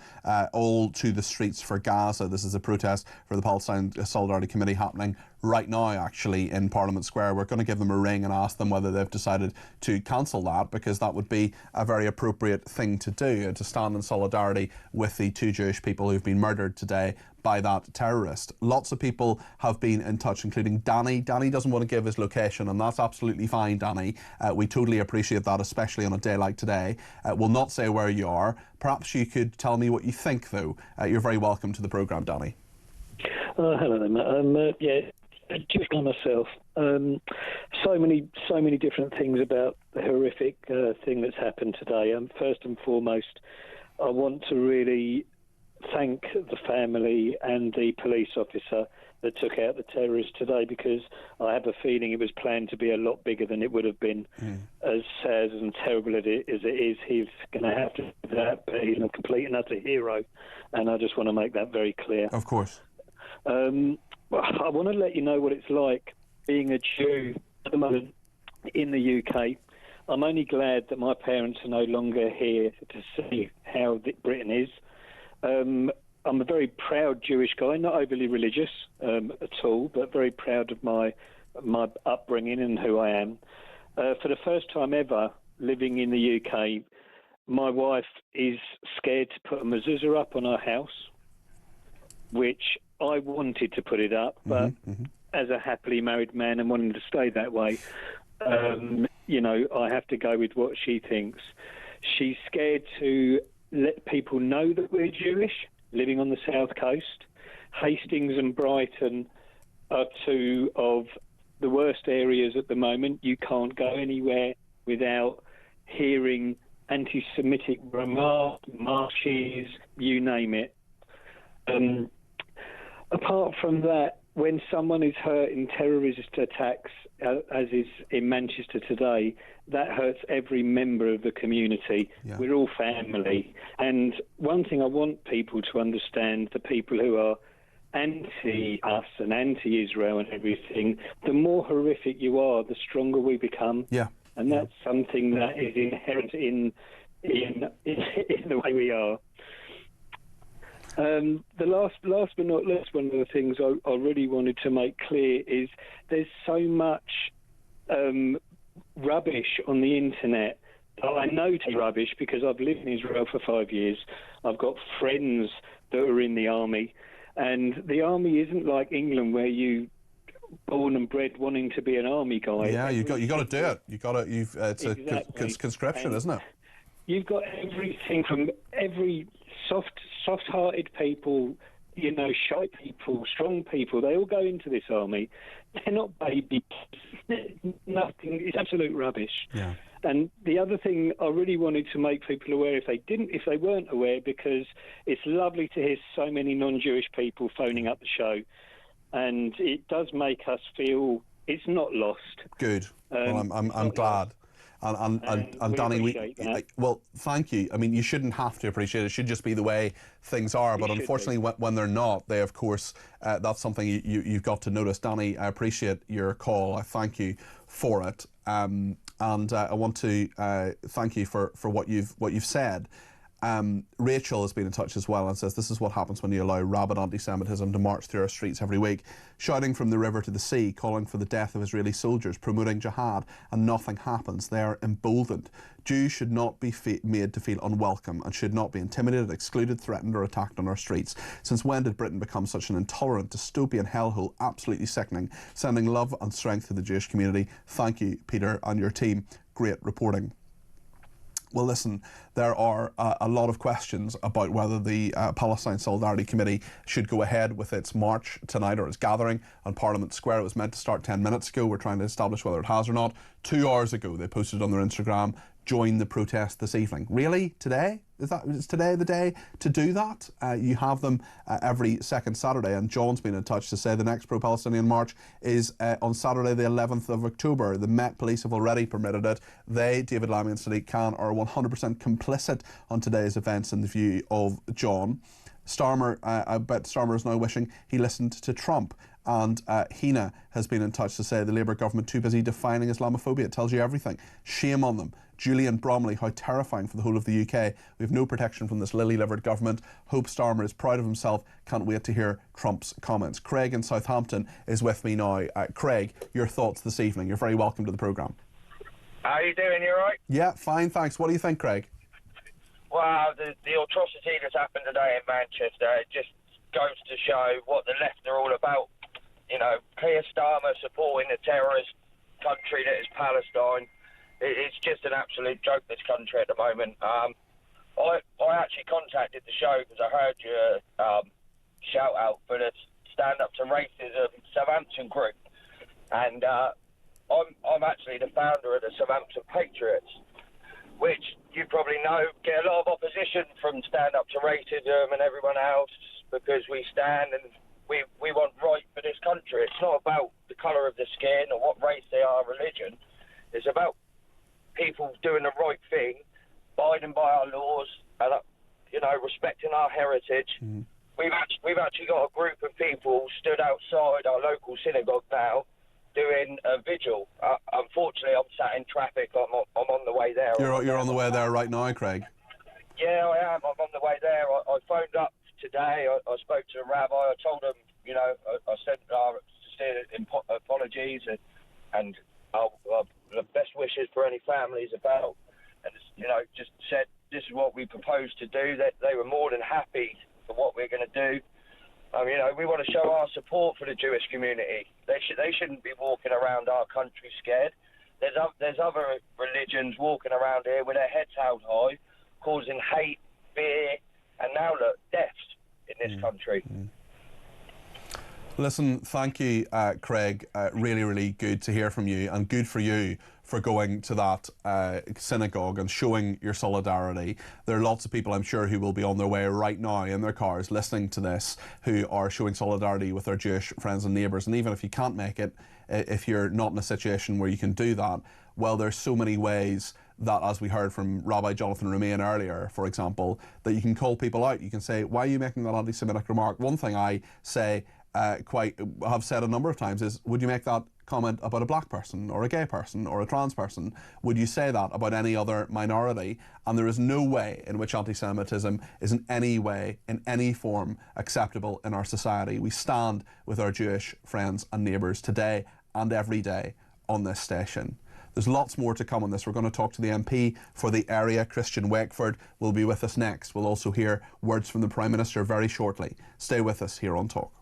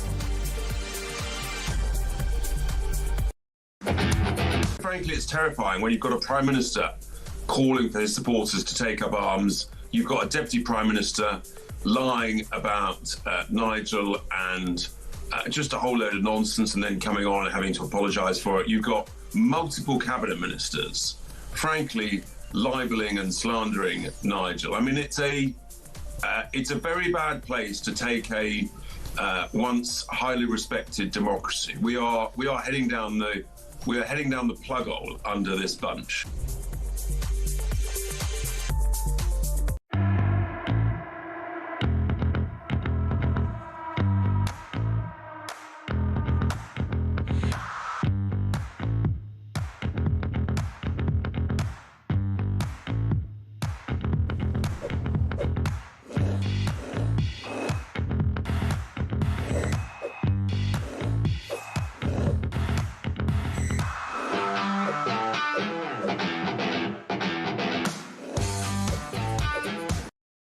Across the UK, on DAB+, on your smart speaker, on your smart TV, and on your side.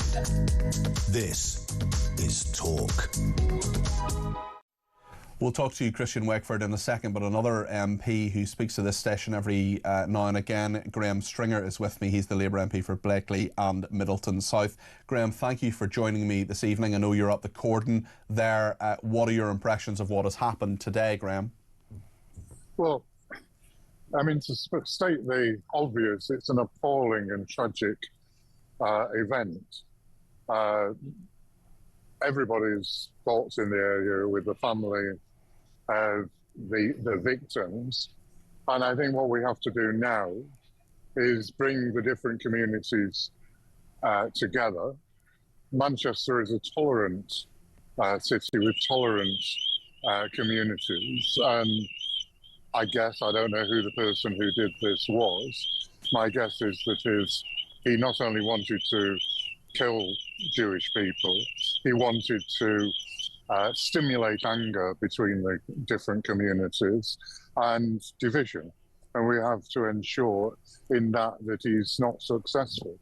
The second thing that needs to be doing, the Home Secretary is going to arrive in a short period, and I understand at some stage the Prime Minister will arrive, is ask them for two things. One, extra security. I mean, there is a bit of a sense that that's shutting the gate after the horse is bolted, but I'm sure the community will feel better if there is extra security on the streets and near the synagogues and Jewish schools.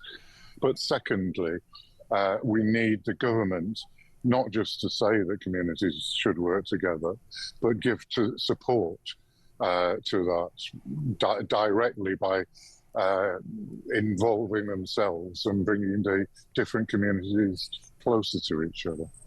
Graham, there are lots of people who've contacted my programme, lots of viewers and listeners, many of them Jewish, who do not feel that this government has supported the Jewish community as much as they should have since they came to office. What would you say to them? There's a very long answer to that. I wouldn't deny that when Jeremy Corbyn was leader, the party had, and it surprised me having been in the party for a long time, an anti-Semitic element, which I'd not been aware of, but it's difficult to deny that. And I think Keir Starmer, whatever else he's done right and wrong, helped to change that. So in terms of supporting the Jewish community, ridding ourselves of some anti-Semites, I think we've done quite a lot. The real difficulty and why both the Jewish community and the Muslim community have a sense of security is nothing to do with what's happened in this country. It's entirely to do with what's happening in Gaza. Both communities have felt insecure and have felt very strongly about it. And I have spent some time trying to bring sides together, trying to stop people say extreme things. I mean, if one takes a very specific example, so I'm not sure what the answer to it is, some of the pro-Palestinian demonstrations, and people are completely entitled to demonstrate for what they want. Some of them have crossed the line, in my opinion, and have been very aggressively anti-Semitic. And I think the police were left with a problem. Do they make it worse by arresting a lot of people, or do they just try to keep the sides apart? I'm not sure what the right answer to that is. I think if there is one criticism, I think the government should have been much more explicit in saying that what was being chanted on those demonstrations, whether it was in the law or not, was really unacceptable on our streets. So when I got caught up in one of the demonstrations some time ago in the centre of London, and I was appalled by some of the chanting and anti-Semitic slogans. Graham, we've heard the Prime Minister, we're going to play the whole thing a bit later on in the programme, but he has said this evening, I express my solidarity and my sadness that the Jewish community have to live with the fears they have. And so I promise you that I will do everything in my power to guarantee you the security that you deserve, starting with a more visible police presence protecting your community. I promise you over the coming days, the Prime Minister said, you will see the other Britain, the Britain of compassion, of decency, of love. Aside from a greater police presence, which he's talked about, how can we make sure that our Jewish friends and neighbours see what the Prime Minister is talking about? What do legislators like you and the government need to do to let them know that they are actually supported? Because many of them, as we've both acknowledged, I think, don't feel as supported as they should be. Well, I think this isn't going to be solved by legislation. It is going to be solved in a way after the bombing of Manchester in 2017. All the different, and I mean all the different ethnic groups, religious groups came together and expressed their solidarity with the victims and declared themselves as proud Mancunians in a project really to be tolerant and support each other. The meeting in Albert Square in the centre of Manchester after that bomb was a very emotional experience where Hindus were cheered when they came in, Muslims I talked to imams, there was a real coming together. So I think fostering what I think will happen after this is that people obviously will condemn this. It's working and making sure there is support for what will be a natural coming together and sustaining that. Graham, as always, thank you for speaking to Talk. That is Graham Stringer there, who is the Labour MP for Blakely and Middleton South. He was at the cordon there beside that, beside Heaton Park Synagogue. Let's speak to Sasha in Cheshire. Sasha, you're very welcome to the programme. What would you like to say?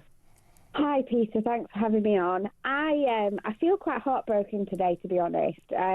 I'm mixed race, and part of my heritage is that of Judaism. My dad's Jewish, my nana was Jewish, and I actually have a cousin who lives just down the road from where this attack took place, and he's an active practicing Jew.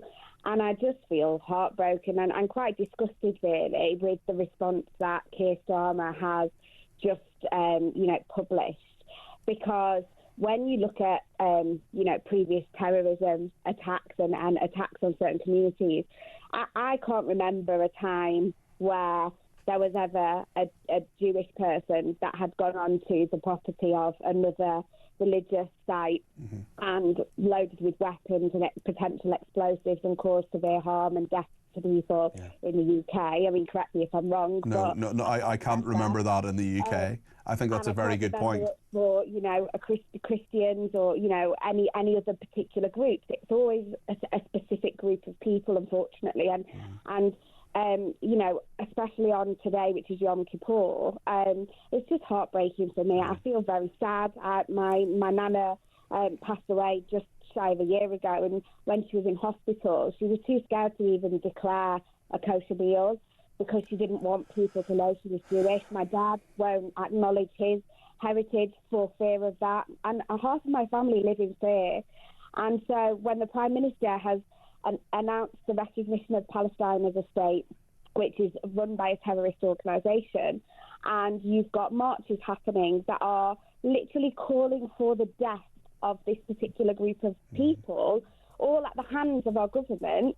They've got blood on their hands today, and the response to me is disgusting and sickening. Yeah, we've just got to go to the news, but listen, Sasha, thank you. I really appreciate your thoughts. I also appreciate the thoughts of David, who's tweeted me to say, my daughter is Jewish. At school, she is bullied for this. She's frightened. It's getting worse. She's been listening to you for the last few years, mostly for Cat of the Week. We're both listening to you now, and your voice and her ginger cat are comforting her. Well, listen, that means a heck of a lot to me, David. Thank you. Cat of the Week is finished now at the weekends, but you know what? If you, David, send in that a picture of that ginger cat, we'll see what we can do. Maybe this weekend I'll tweet you back and we'll see where we are. Lots more coming, including what the Prime Minister has been saying about this attack. Let me know your thoughts too. 0344 499 1000.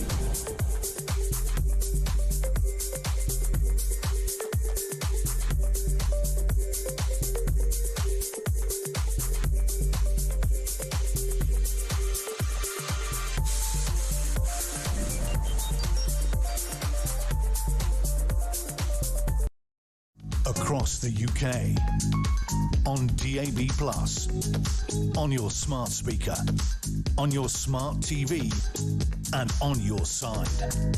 This is Talk.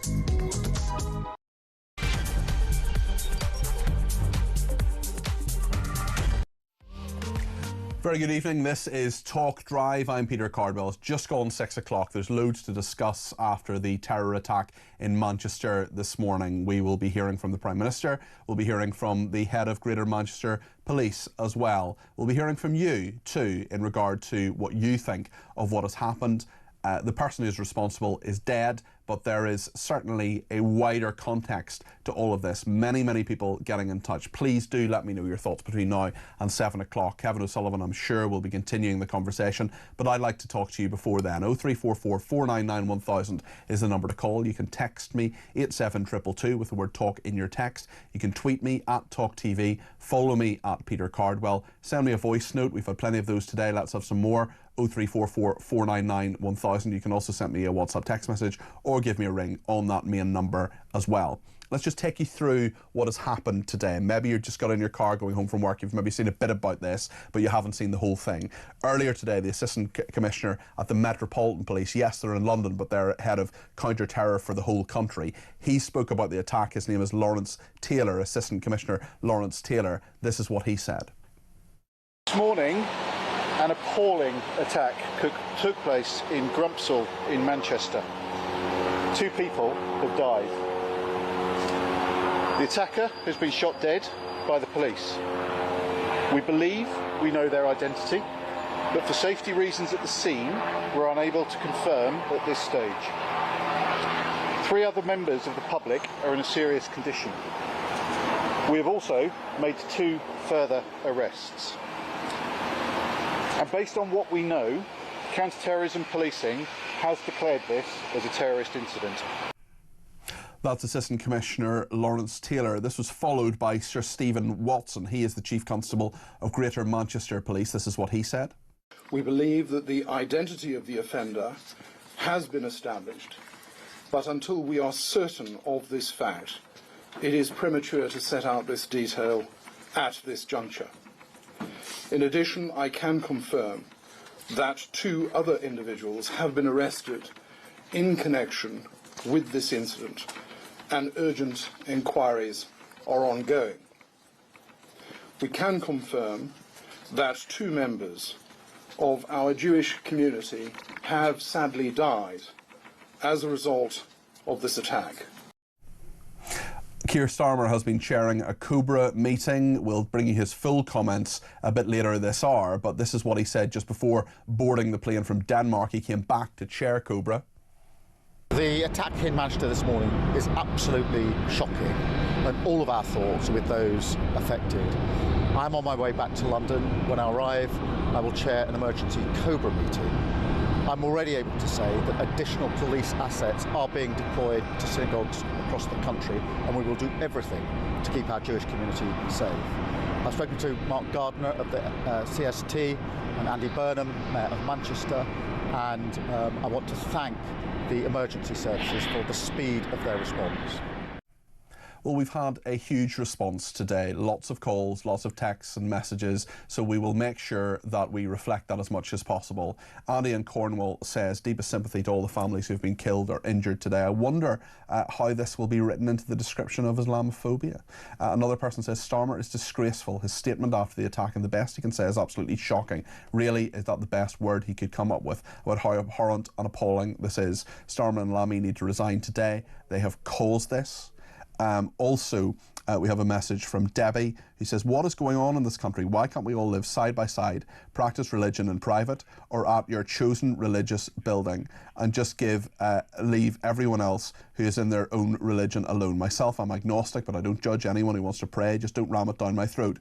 Nobody needs to die. It's heartbreaking. My husband and I were in Gibraltar recently. There were many Jewish people there wearing skull caps, and they were peaceful. It was lovely to see, and if I'm honest, they were very proud. A great show, Peter, but a very, very sad day. Again, Debbie, you're absolutely correct. Lots of people talking about the context of this as well. Stuart says, good afternoon, Peter. Good afternoon, Stuart. Starmer, his government, the BBC and Glastonbury with Bob Villan, death to the IDF. What a shameful collection of anti-Jewish hatred. It's just disgusting where Britain finds itself now.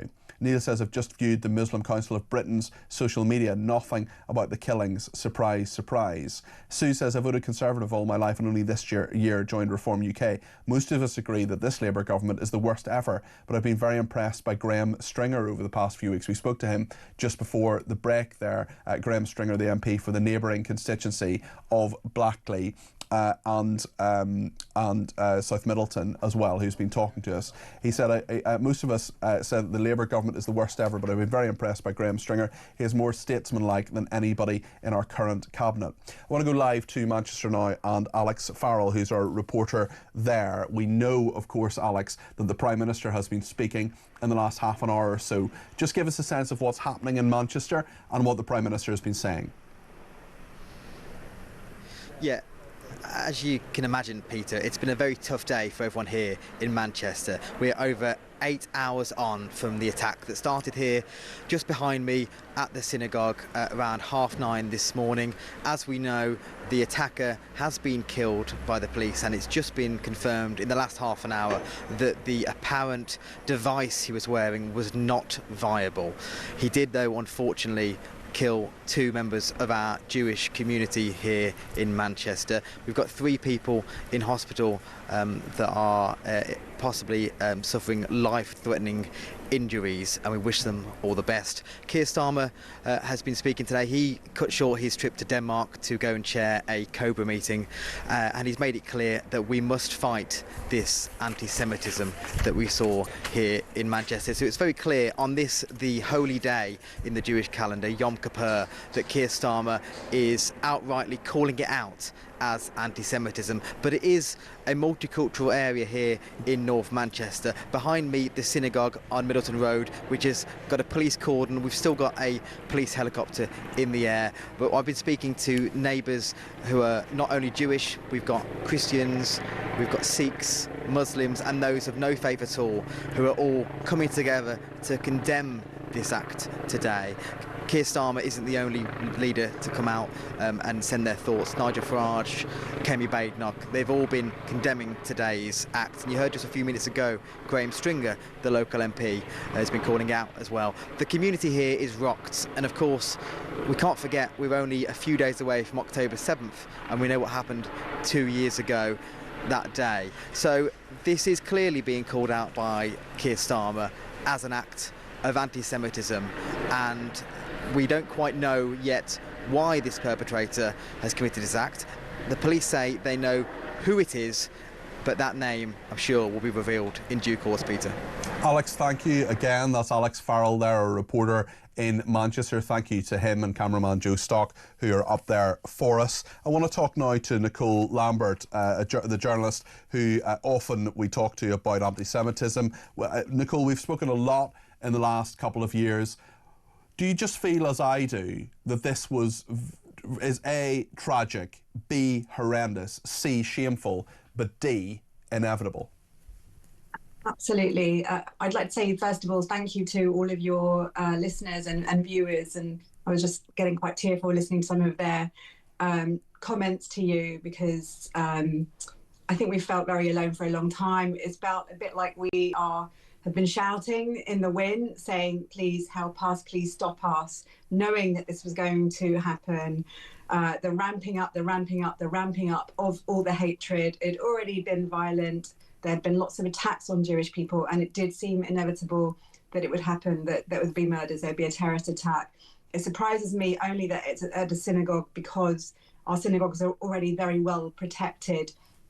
The whole comments about making us more protected is ridiculous, because we are already we are almost as protected as it's possible to be. We have security guards outside our synagogues. We have metal gates. We have CCTV. Even on the days that there are no Jews there are security guards outside these synagogues. But sadly, if someone wants to kill you, they will do what they need to do to kill you. So, it does feel inevitable, and probably your listeners won't know, but tonight in Manchester, there's going to be a pro-Palestine demonstration. These pro-Palestine demonstrations have been filled with anti-Semitism. They've been called for globalise the Intifada, which is basically a call to call. Well, what do they think is going to happen when you say globalise the Intifada? What do you think is going to happen? This is my point. I've been trying to keep my anger under control this afternoon, but what did these people think was going to happen? When you have these marches, you have this anti-Semitism. Yes, there are some well-intentioned and misguided people on the marches in London and Manchester and elsewhere. What did they think was going to happen? What was the logical conclusion of this? A horrendous logic, but a logic nonetheless. Israel as well. They've accused Keir Starmer of failing to curb a toxic wave of anti-Semitism ahead of the Manchester synagogue terror attack. Do you think that's a fair criticism? Absolutely. He rewarded terrorism with a state.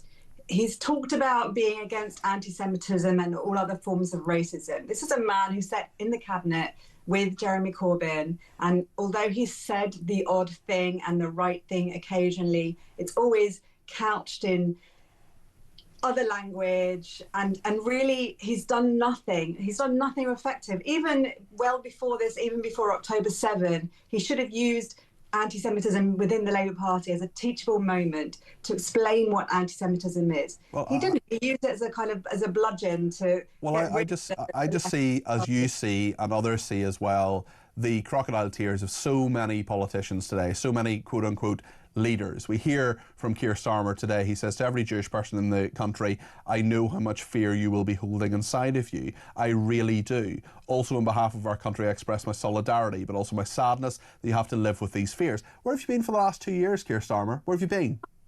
Well, he and his party have encouraged it. The fact that all of this has gone on in our streets, all these calls for the death of Jews has gone on our streets almost every week since October 7. Where was he? He knew. We've all told him. I've written a million articles explaining it. I'm not the only one. We've been on this show. We've talked about the ramping up of anti-Semitism. This was inevitable. And where was he? And what is he really going to do? Oh, he's going to put some police outside our synagogues for a few more days. Well, whoopie-doo, that's not enough. It's time to curb the hate preachers in mosques. It's time to curb the hate on our streets. It's time to sanction doctors who are anti-Semitic. It's time to sanction university lecturers. My son started university a few weeks ago, and friends of mine who have got kids the same age, they're already just describing how anti-Semitism is being taught in the universities. It's time for this to properly end. Yeah, you're absolutely right, Nicole. I agree with every single word you've said. And thanks for joining us this evening. That is the journalist Nicole Lambert there. Angie says Keir Starmer is a disgrace to this country. How dare he say he'll protect the Jewish communities after he's just recognised the Palestinian state? How does he not know how hated he is? My thoughts are with the people who lost their lives today.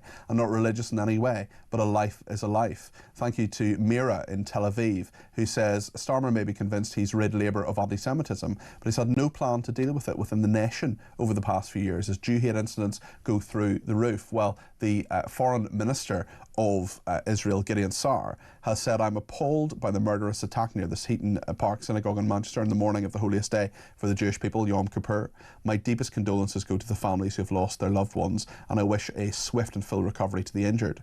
I stand with the wonderful Jewish community of Britain, which is currently suffering from a horrific wave of anti-Semitism. The truth must be told. Blatant and rampant anti-Semitic and anti-Israeli incitement, as well as calls of support for terror, have recently become a widespread phenomenon on the streets of London, in cities across Britain and on its campuses. The authorities in Britain have failed to take the necessary action to curb this toxic wave of anti-Semitism and have effectively allowed it to persist. We expect more than the words from the Starmer government. We expect and demand a change of course, effective action and enforcement against the rampant anti-Semitic and anti-Israeli incitement in Britain. The words of the Foreign Minister of Israel, Gideon Saar.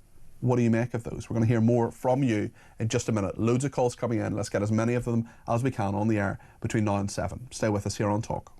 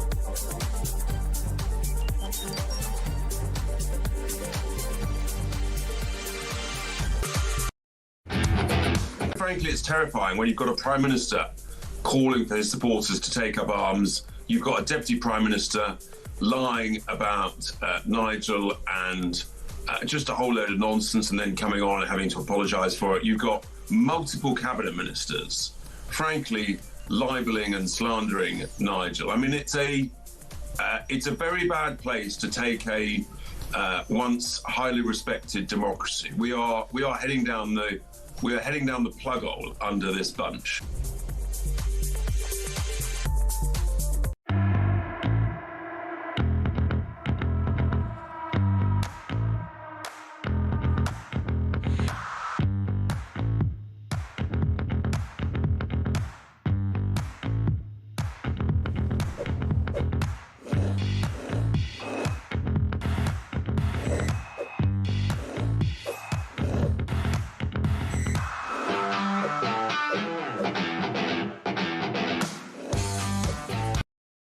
Across the UK, on DAB+, on your smart speaker, on your smart TV, and on your side. This is Talk. Chris has given me a ring from the city affected by this horrendous terror attack today, Manchester. Chris, you're very, very welcome to the programme. What would you like to say? Yeah, good afternoon, Peter. Obviously, condolences to all those involved. I'm a retired officer myself, a firearms officer in the Metropolitan Police. So I just feel that we ought to spare a thought for the officer who delivered the fatal shot. 100%, Chris. And you will know, in fact, maybe I can ask you about what happens to him now, because presumably he and his family will, there'll be a huge inquiry into this. Presumably he'll be off duties for some time as this goes through. He'll be immediately suspended from firearms duties. He will probably be suspended from frontline duties and effectively placed on some kind of gardening leave.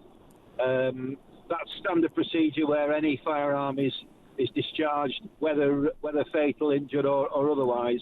The officer is immediately removed from firearms duties, and there'll be an immediate referral to the IOPC, and that officer will come under intense scrutiny, whatever the apparent justification for what he did. Now, none of us know the facts, other than that the individual responsible appears to have been shot dead by the police. Beyond that, there's some speculation and news about a device that he may or may not have been wearing. That will obviously be taken into account. Yeah, the police have said that wasn't a viable device, but clearly what was happening, people were stabbed, there was a threat to life. Chris, how rare is it for a policeman in this country to shoot someone dead? Very, very rare indeed, and probably, I'm trying to think of the most recent incidents, the likes of Jermaine Baker, the armed robber in Manchester, Granger, who was shot by the police. But very, very rare, certainly. Well, Chris, you're absolutely right to raise this and to think about that officer. Just finally, Chris, you're in Manchester at the moment? Yes. What has been their reaction there? How are people reacting? I've just been speaking with friends and obviously people who know that I'm an ex-officer, and they tend to be sort of pumping me for information. What will have happened? Why will the police have shot him? And it's obviously very difficult to speculate. I don't like to speculate when there's a paucity of information. But it is nonetheless, as you know far better than I do, Chris, it's a split-second decision, but it's based on a heck of a lot of training. Yeah, the officer has to make a split. What you've also got to remember is it's the officer's own decision. He cannot be compelled or ordered to shoot. It's the officer's own decision, and that officer has to justify that himself. He can't say, well, my boss told me to do it. Only in very, very, very rare occurrences, such as the John Charles Menendez, where the fatal shot was delivered under what's called Operation Kratos. where a senior officer can order yes. a subordinate or another officer to carry out that kind of action.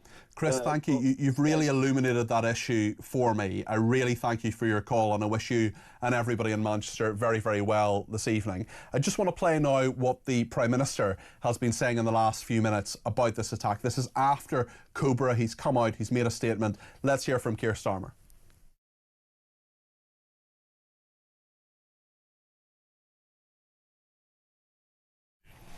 We're just having a bit of an issue with that clip. We will bring it to you as soon as we can. In the meantime, I just want to speak to Graham in Birmingham, who's given me a ring on 0344 499 1000. Graham, you're very welcome to the programme. What would you like to say?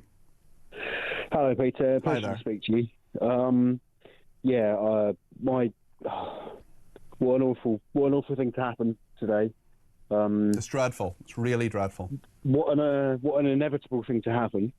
As well. Unfortunately, I think you're right, Graham. I think you're right. Yeah, and when I called earlier, I was kind of thinking, well, like you said yourself, and I think when you did the handover with Ian earlier, yeah, what on earth else can we expect to happen out of this mix of? It's just hard to make sense of it, Graham. But what did they think? What did they think was going to happen? And how do we get this back? This is out of control in this country, Graham. How do we get it back? Do you think? Well, I don't know what Keir Starmer said, but I've got some ideas. Well, I tell you what, Graham, what I'm going to do right now, you just hold tight for a second. We've now got the clip. I'm going to play it of Keir Starmer. I'll get a quick reaction from Graham, and then I want to go to Manchester to talk to our correspondent there. So, Graham, sit tight. We'll listen to Keir Starmer, and then you just give me your sort of hot take on that. This is what Keir Starmer has been saying. We've got that clip now. Today's horrific incident shows why. And while this is not a new hate, this is something Jews have always lived with. We must be clear. It is a hatred that is rising once again, and Britain must defeat it once again. On behalf of the nation, I want to offer my condolences to the families and victims affected. I want to thank the Greater Manchester Police, the first responders, and those dedicated security specialists. There is no doubt whatsoever that they have prevented an even greater tragedy, and we thank them for their bravery. But to every Jewish person in this country, I also want to say this. I know how much fear you will be holding inside of you. I really do. And so, on behalf of our country, I express my solidarity, but also my sadness that you still have to live with these fears. The Prime Minister there. Graham, I promised I'd get a quick reaction from you. Do you think the Prime Minister gets this from what you've heard from him there, Graham? Whether he does or not, I'm not sure, but the endless platitudes I think everyone's absolutely sick of.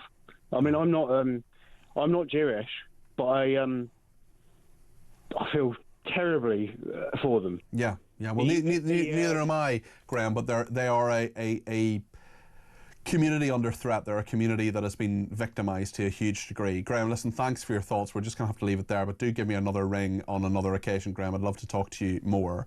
I want to go live to Manchester now, and Alex Farrell is our reporter there.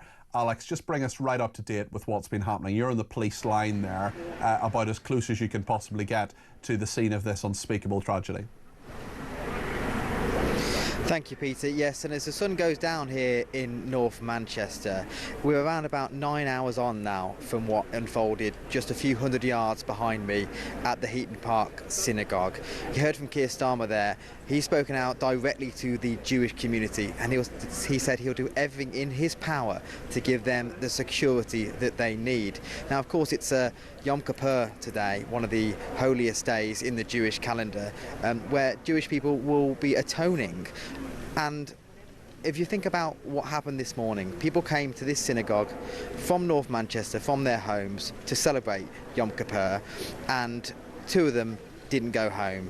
Now, thankfully, the brave men and women and the security at the synagogue prevented even further casualties. And as you heard earlier, the Greater Manchester Police were on the scene, and within 7 minutes of the 999 call this morning, they had shot dead the attacker.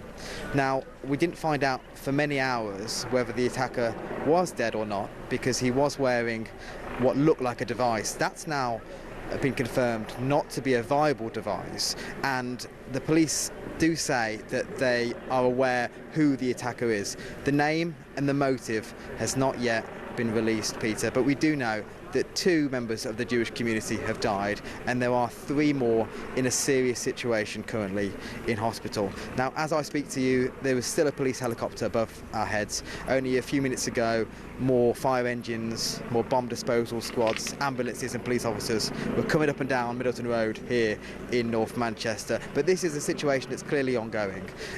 It's created a lot of unrest, a lot of sad, confused feeling here in Manchester, in an area that's very diverse in its community. I was speaking earlier to a Jewish lady. She says to the left of her neighbours are Muslim, to the right they're Sikh, and whether you've got a faith or no faith at all, people are coming together today to condemn this act in Manchester.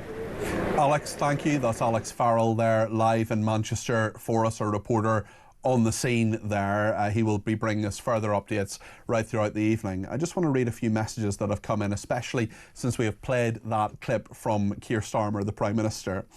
Lee says, Starmer's condolences mean nothing. Alison says, I'm surprised he didn't blame it on Farage. He would if he could.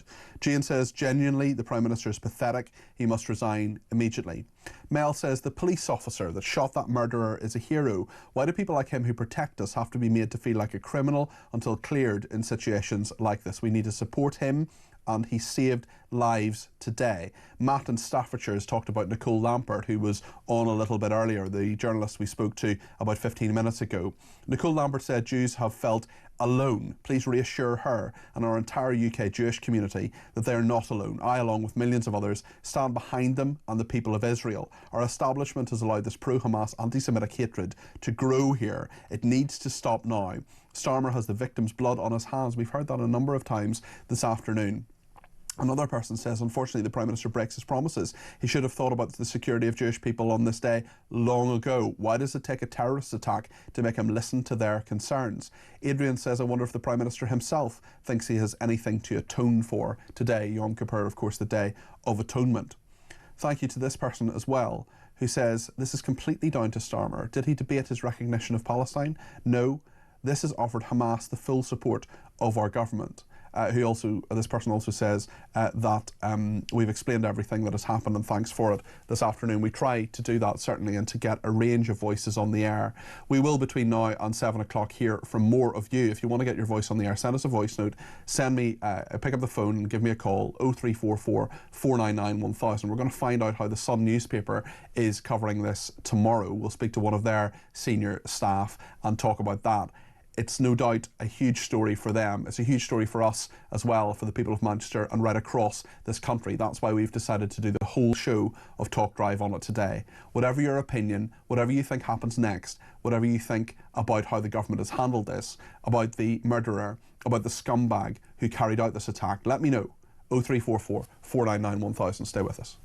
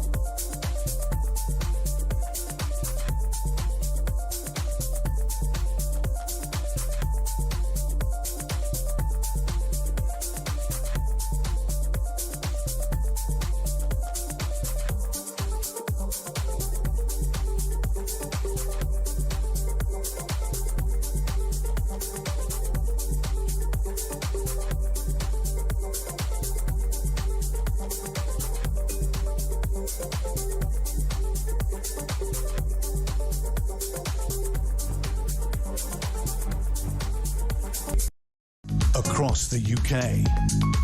On DAB+, on your smart speaker, on your smart TV, and on your side. This is Talk.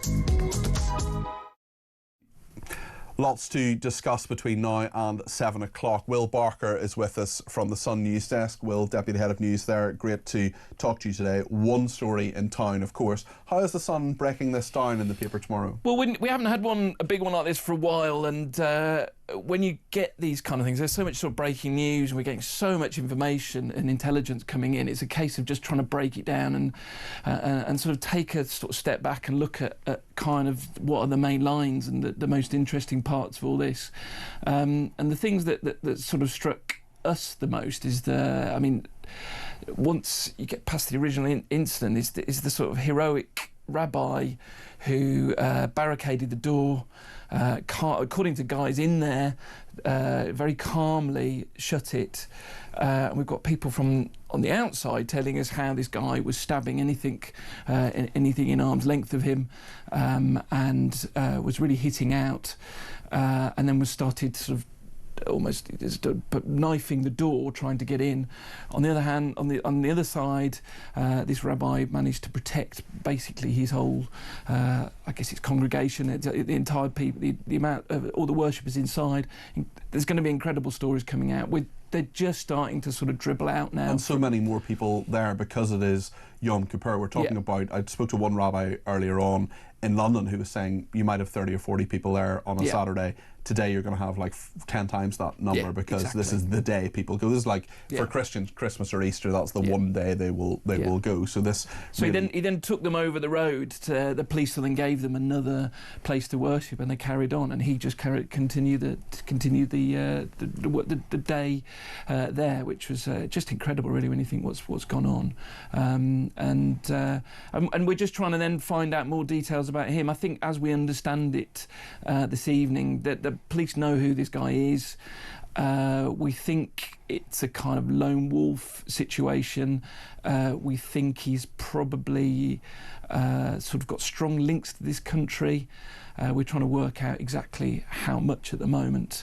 And 2 other arrests as well. 2 other arrests, and once again, the police are saying they are going to give us an update later on this evening, and I think all this information to who these guys are will be emerging. But I think it's a case of they just try and pick up everybody sort of linked to him initially. And what about reaction from so many different quarters? We've had a reaction from the Jewish community, from politicians in Israel as well, highly critical of Keir Starmer. We've got another spread. Nick Parker's just pulled together that, and it's not looking pretty for Keir.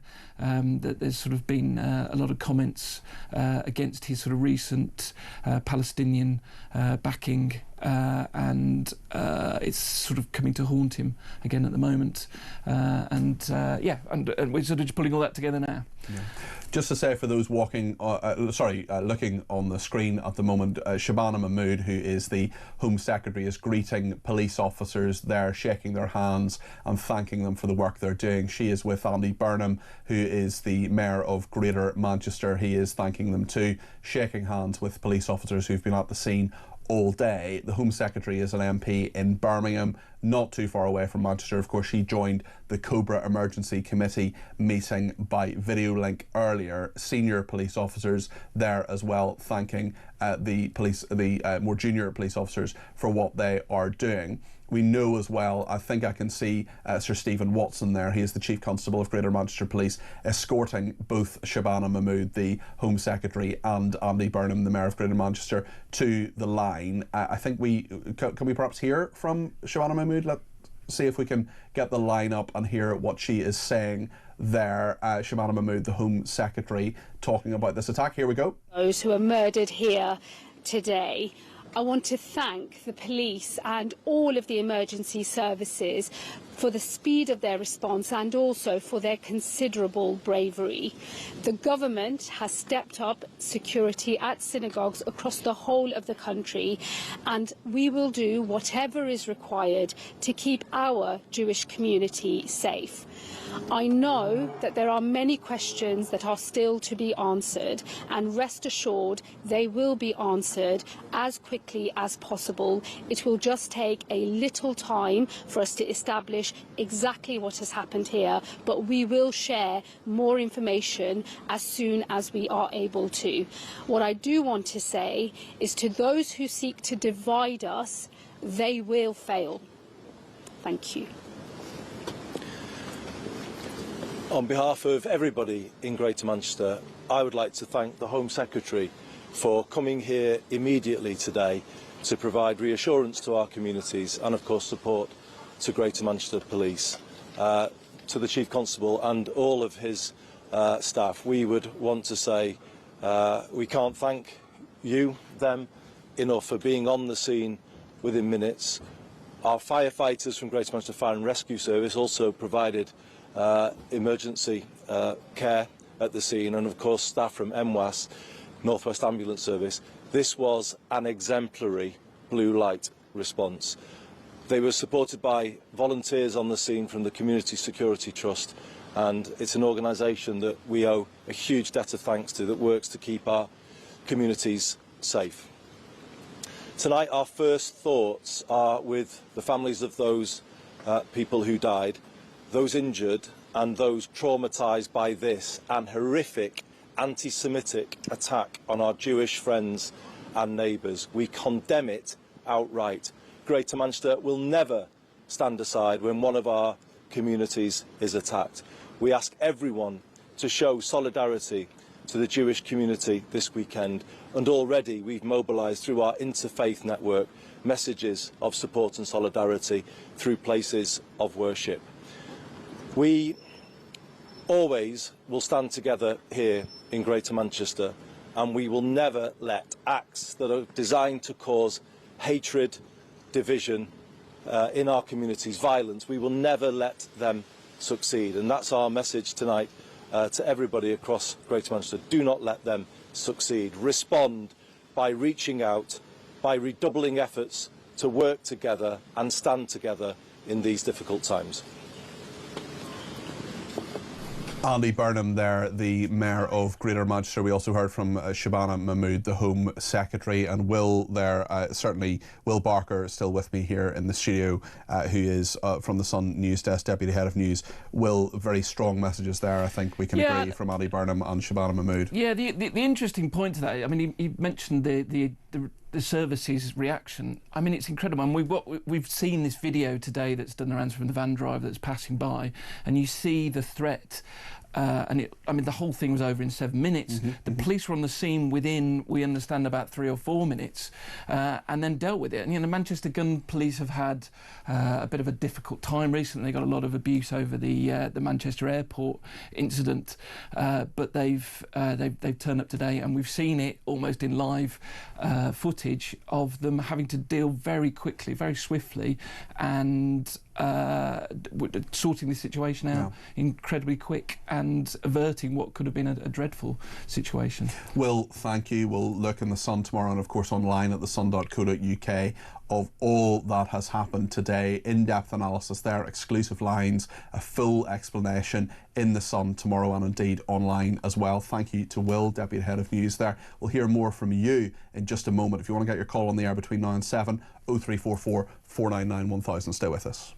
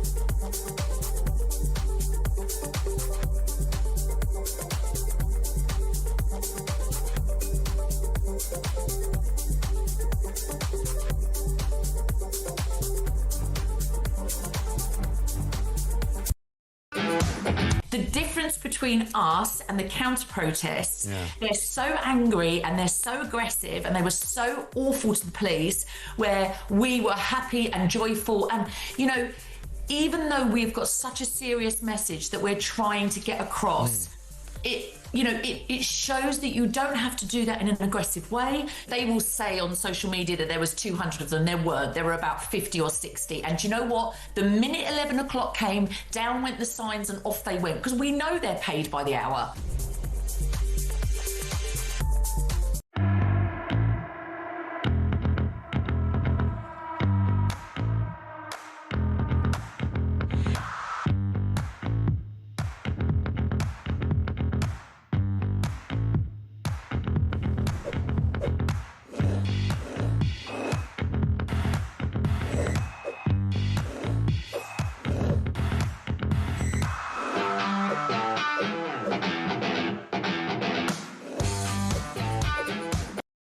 Across the UK, on DAB+, on your smart speaker, on your smart TV, and on your side. This is Talk. Thank you to the texter who said it's disgraceful Shabana Mahmood just had to mention those who seek to divide us. Labour ministers are despicable. Is this the same Home Secretary? Asked Trish, who went on the Palestinian marches. How two-faced is she? It's been a number of years since she did that. But yes is the answer. Lorraine says my blood is boiling when this man opens his mouth. He lies talking about Keir Starmer. He couldn't even wear a black tie. Vacuous, empty, meaningless word soup. Starmer, none of us believe you. You're irrelevant and you insult us. You and your party have blood on their hands. Well, let's hear what the Prime Minister has had to say this evening, what he has been saying in response to this attack in Manchester. And while this is not a new hate, this is something Jews have always lived with, we must be clear. It is a hatred that is rising once again, and Britain must defeat it once again. On behalf of the nation, I want to offer my condolences to the families and victims affected. I want to thank the Greater Manchester Police, the first responders, and those dedicated security specialists. There is no doubt whatsoever that they have prevented an even greater tragedy, and we thank them for their bravery. But to every Jewish person in this country, I also want to say this. I know how much fear you will be holding inside of you. I really do. And so, on behalf of our country, I express my solidarity, but also my sadness that you still have to live with these fears. Keir Starmer, the Prime Minister. Sue says, evening Peter, Starmer, meaningless words, yet again he gets nothing. Where has he been when people in this country have been spitting on Jewish people, calling for their deaths and worse? Tony in Stratford upon Avon says Starmer must be the only Prime Minister in history that reads out a scripted response to an event like these anti-Semitic murderers in a robotic way and not from the heart. Deborah in Essex says he's a hypocrite. He knows the fear inside every Jewish person, yet he recognised a Palestinian state. How do he and his cabinet feel after his remarks towards Farage and the British people? Because of him they feel fear. He is a hypocrite, says Deborah. I would just like you at home to just contrast slightly the styles of Keir Starmer and Andy Burnham there. I think Andy Burnham was speaking from the heart. I think he was speaking without, well, I know because I saw it, he was speaking without a note. He was mentioning everybody. He was, I think, having a real message of unity there. Whereas Keir Starmer, to me, did not capture the mood of the nation. What do you think? Got 9 minutes of the show left. 0344 499 1000. Alan is in Salford in Greater Manchester. Alan, what's your reaction today? And what did you make, if you heard them, of those two different reactions? One from the Mayor of Greater Manchester, Andy Burnham, and one from Keir Starmer. Well, they both are the same sort of people, I'm afraid. Starmer's a hollow man. I'm afraid he's terrible. If that was a Winston Churchill speech, it's a big disaster. But I'll tell you what's wrong and what's been going on. We've had 3 years of marches where these Antifas have been putting flags up, kill the Jews. Another Holocaust is due. this, that, and the other. Yeah. You know, and the police have never stopped them. And then Mr. Starmer, of course, recognises Palestine. Well, what do you think? And I'm afraid that the actual Labour Party now has got a wing now. It's actually a Palestinian wing in the Labour Party, nothing else. There are lots of them, certainly, who feel solidarity with the Palestinian people. I mean, I do think you can feel solidarity with the Palestinian people without being necessarily anti-Semitic, but unfortunately those things go together too often, can't they? Well, this is true. And I'm 53, and the only two things that have threatened this country, what I can remember now, which is England, Ireland, Scotland, and, you know, not Northern Ireland, was the IRA and Islamic terrorism, and jihadism. Yeah. And we've let it go too far. The police are doing nothing. Well, they did a lot today, Alan. They shot a terrorist dead. Don't get me wrong. Today, but the trouble is that guy who shot this comedian, or this thing, he won't be able to work for 2 years now. He'll be tormented. Why did you do it? It's a very good point, and we heard actually from a former firearms officer a little bit earlier on exactly what will now happen. Alan, thanks for your thoughts. Let's go to Dave in London. Dave, what do you think? Hi Peter, how are you? Very well. How are you doing? I lay it fully at the door of Keir Starmer, and I know earlier you were a bit generous to say you weren't sure whether you would lay it at the door of Keir Starmer. I just wonder if it's fair to do that. Let me test your resolve on that. Okay. If it had been a white guy just killed 2 Muslims in a mosque, do you think that Keir Starmer, not only would he have had his little statement earlier, he would have had a press conference? Do you think in your heart of hearts that Starmer wouldn't have laid it squarely at the door of Nigel Farage and Reform? And then they would have taken loads of calls from journalists, loads of questions from journalists, and every single answer he would be going, well, yes, you know, this is what becomes of. I think that's a fair point, vote. Dave. Do you think he would? I think that's a fair point, and I do think that when you have politicians like Starmer and others lecturing lots of other people and being responsible with language, and then you have the Deputy Prime Minister of this country alleging that the possible next Prime Minister was a member of the Hitler Youth, when that is completely factually inaccurate and indeed impossible because he's not 95 years old. Well, that I think Labour do need to take a look in their own backyard. And here's the other thing why we won't learn anything. 2 weeks after the death of Charlie Kirk, where it's been proven that there is a direct link between calling people Hitler, fascist, racist, led to the death of Charlie Kirk. That's not in question anymore. And what did we get 2 weeks after that? Starmer and the entire cabinet laying racism against Nigel Farage and tiptoeing their way around saying, well, it's not his supporters. But so 2 weeks after, probably the biggest assassination, well, it's definitely since JFK, and probably more influential than even JFK. And there they are 2 weeks later, completely forgotten it. And they'll forget this in 2 weeks' time.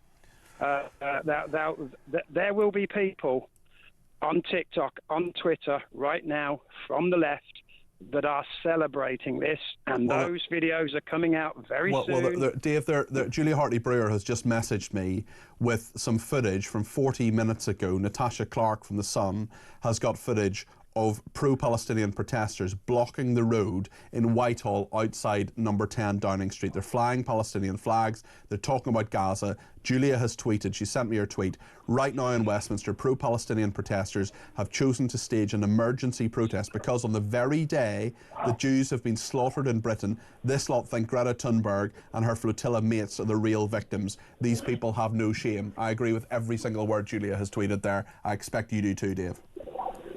I totally do. And there's no question now, all the political violence is on the left. I know they'll go, what about Joe Cox? Okay, 1-0 to you. Let me give you the other 10 against you.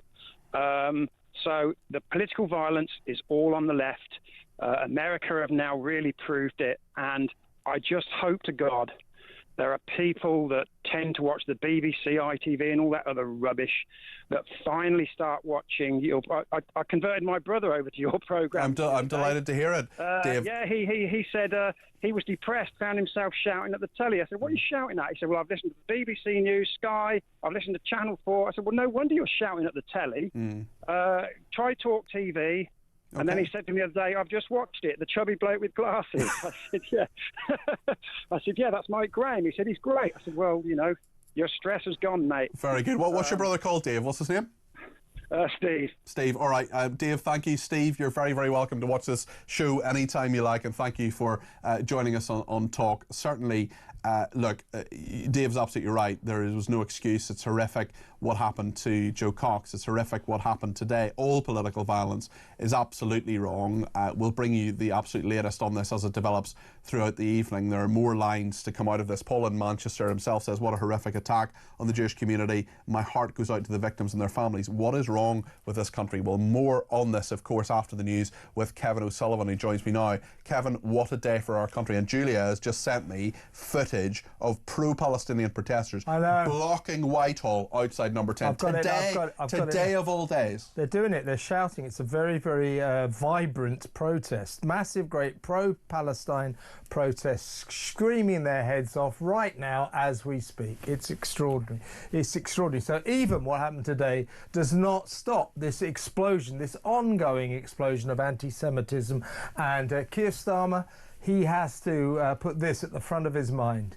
If you reward terrorism, you promote more terrorism. It is as simple as that. And by rewarding Hamas with recognising Palestine, that is what has led to what happened today. What did you think was going to happen, Kevin? What you know, this is a sad, inevitable, horrendous conclusion of all of this, of the permissive attitude towards anti-Semitism in this country. Absolutely, and the campaign against anti-Semitism, full of fine people, have held their council, but at 7:30 they're going to unleash. We have statements, and they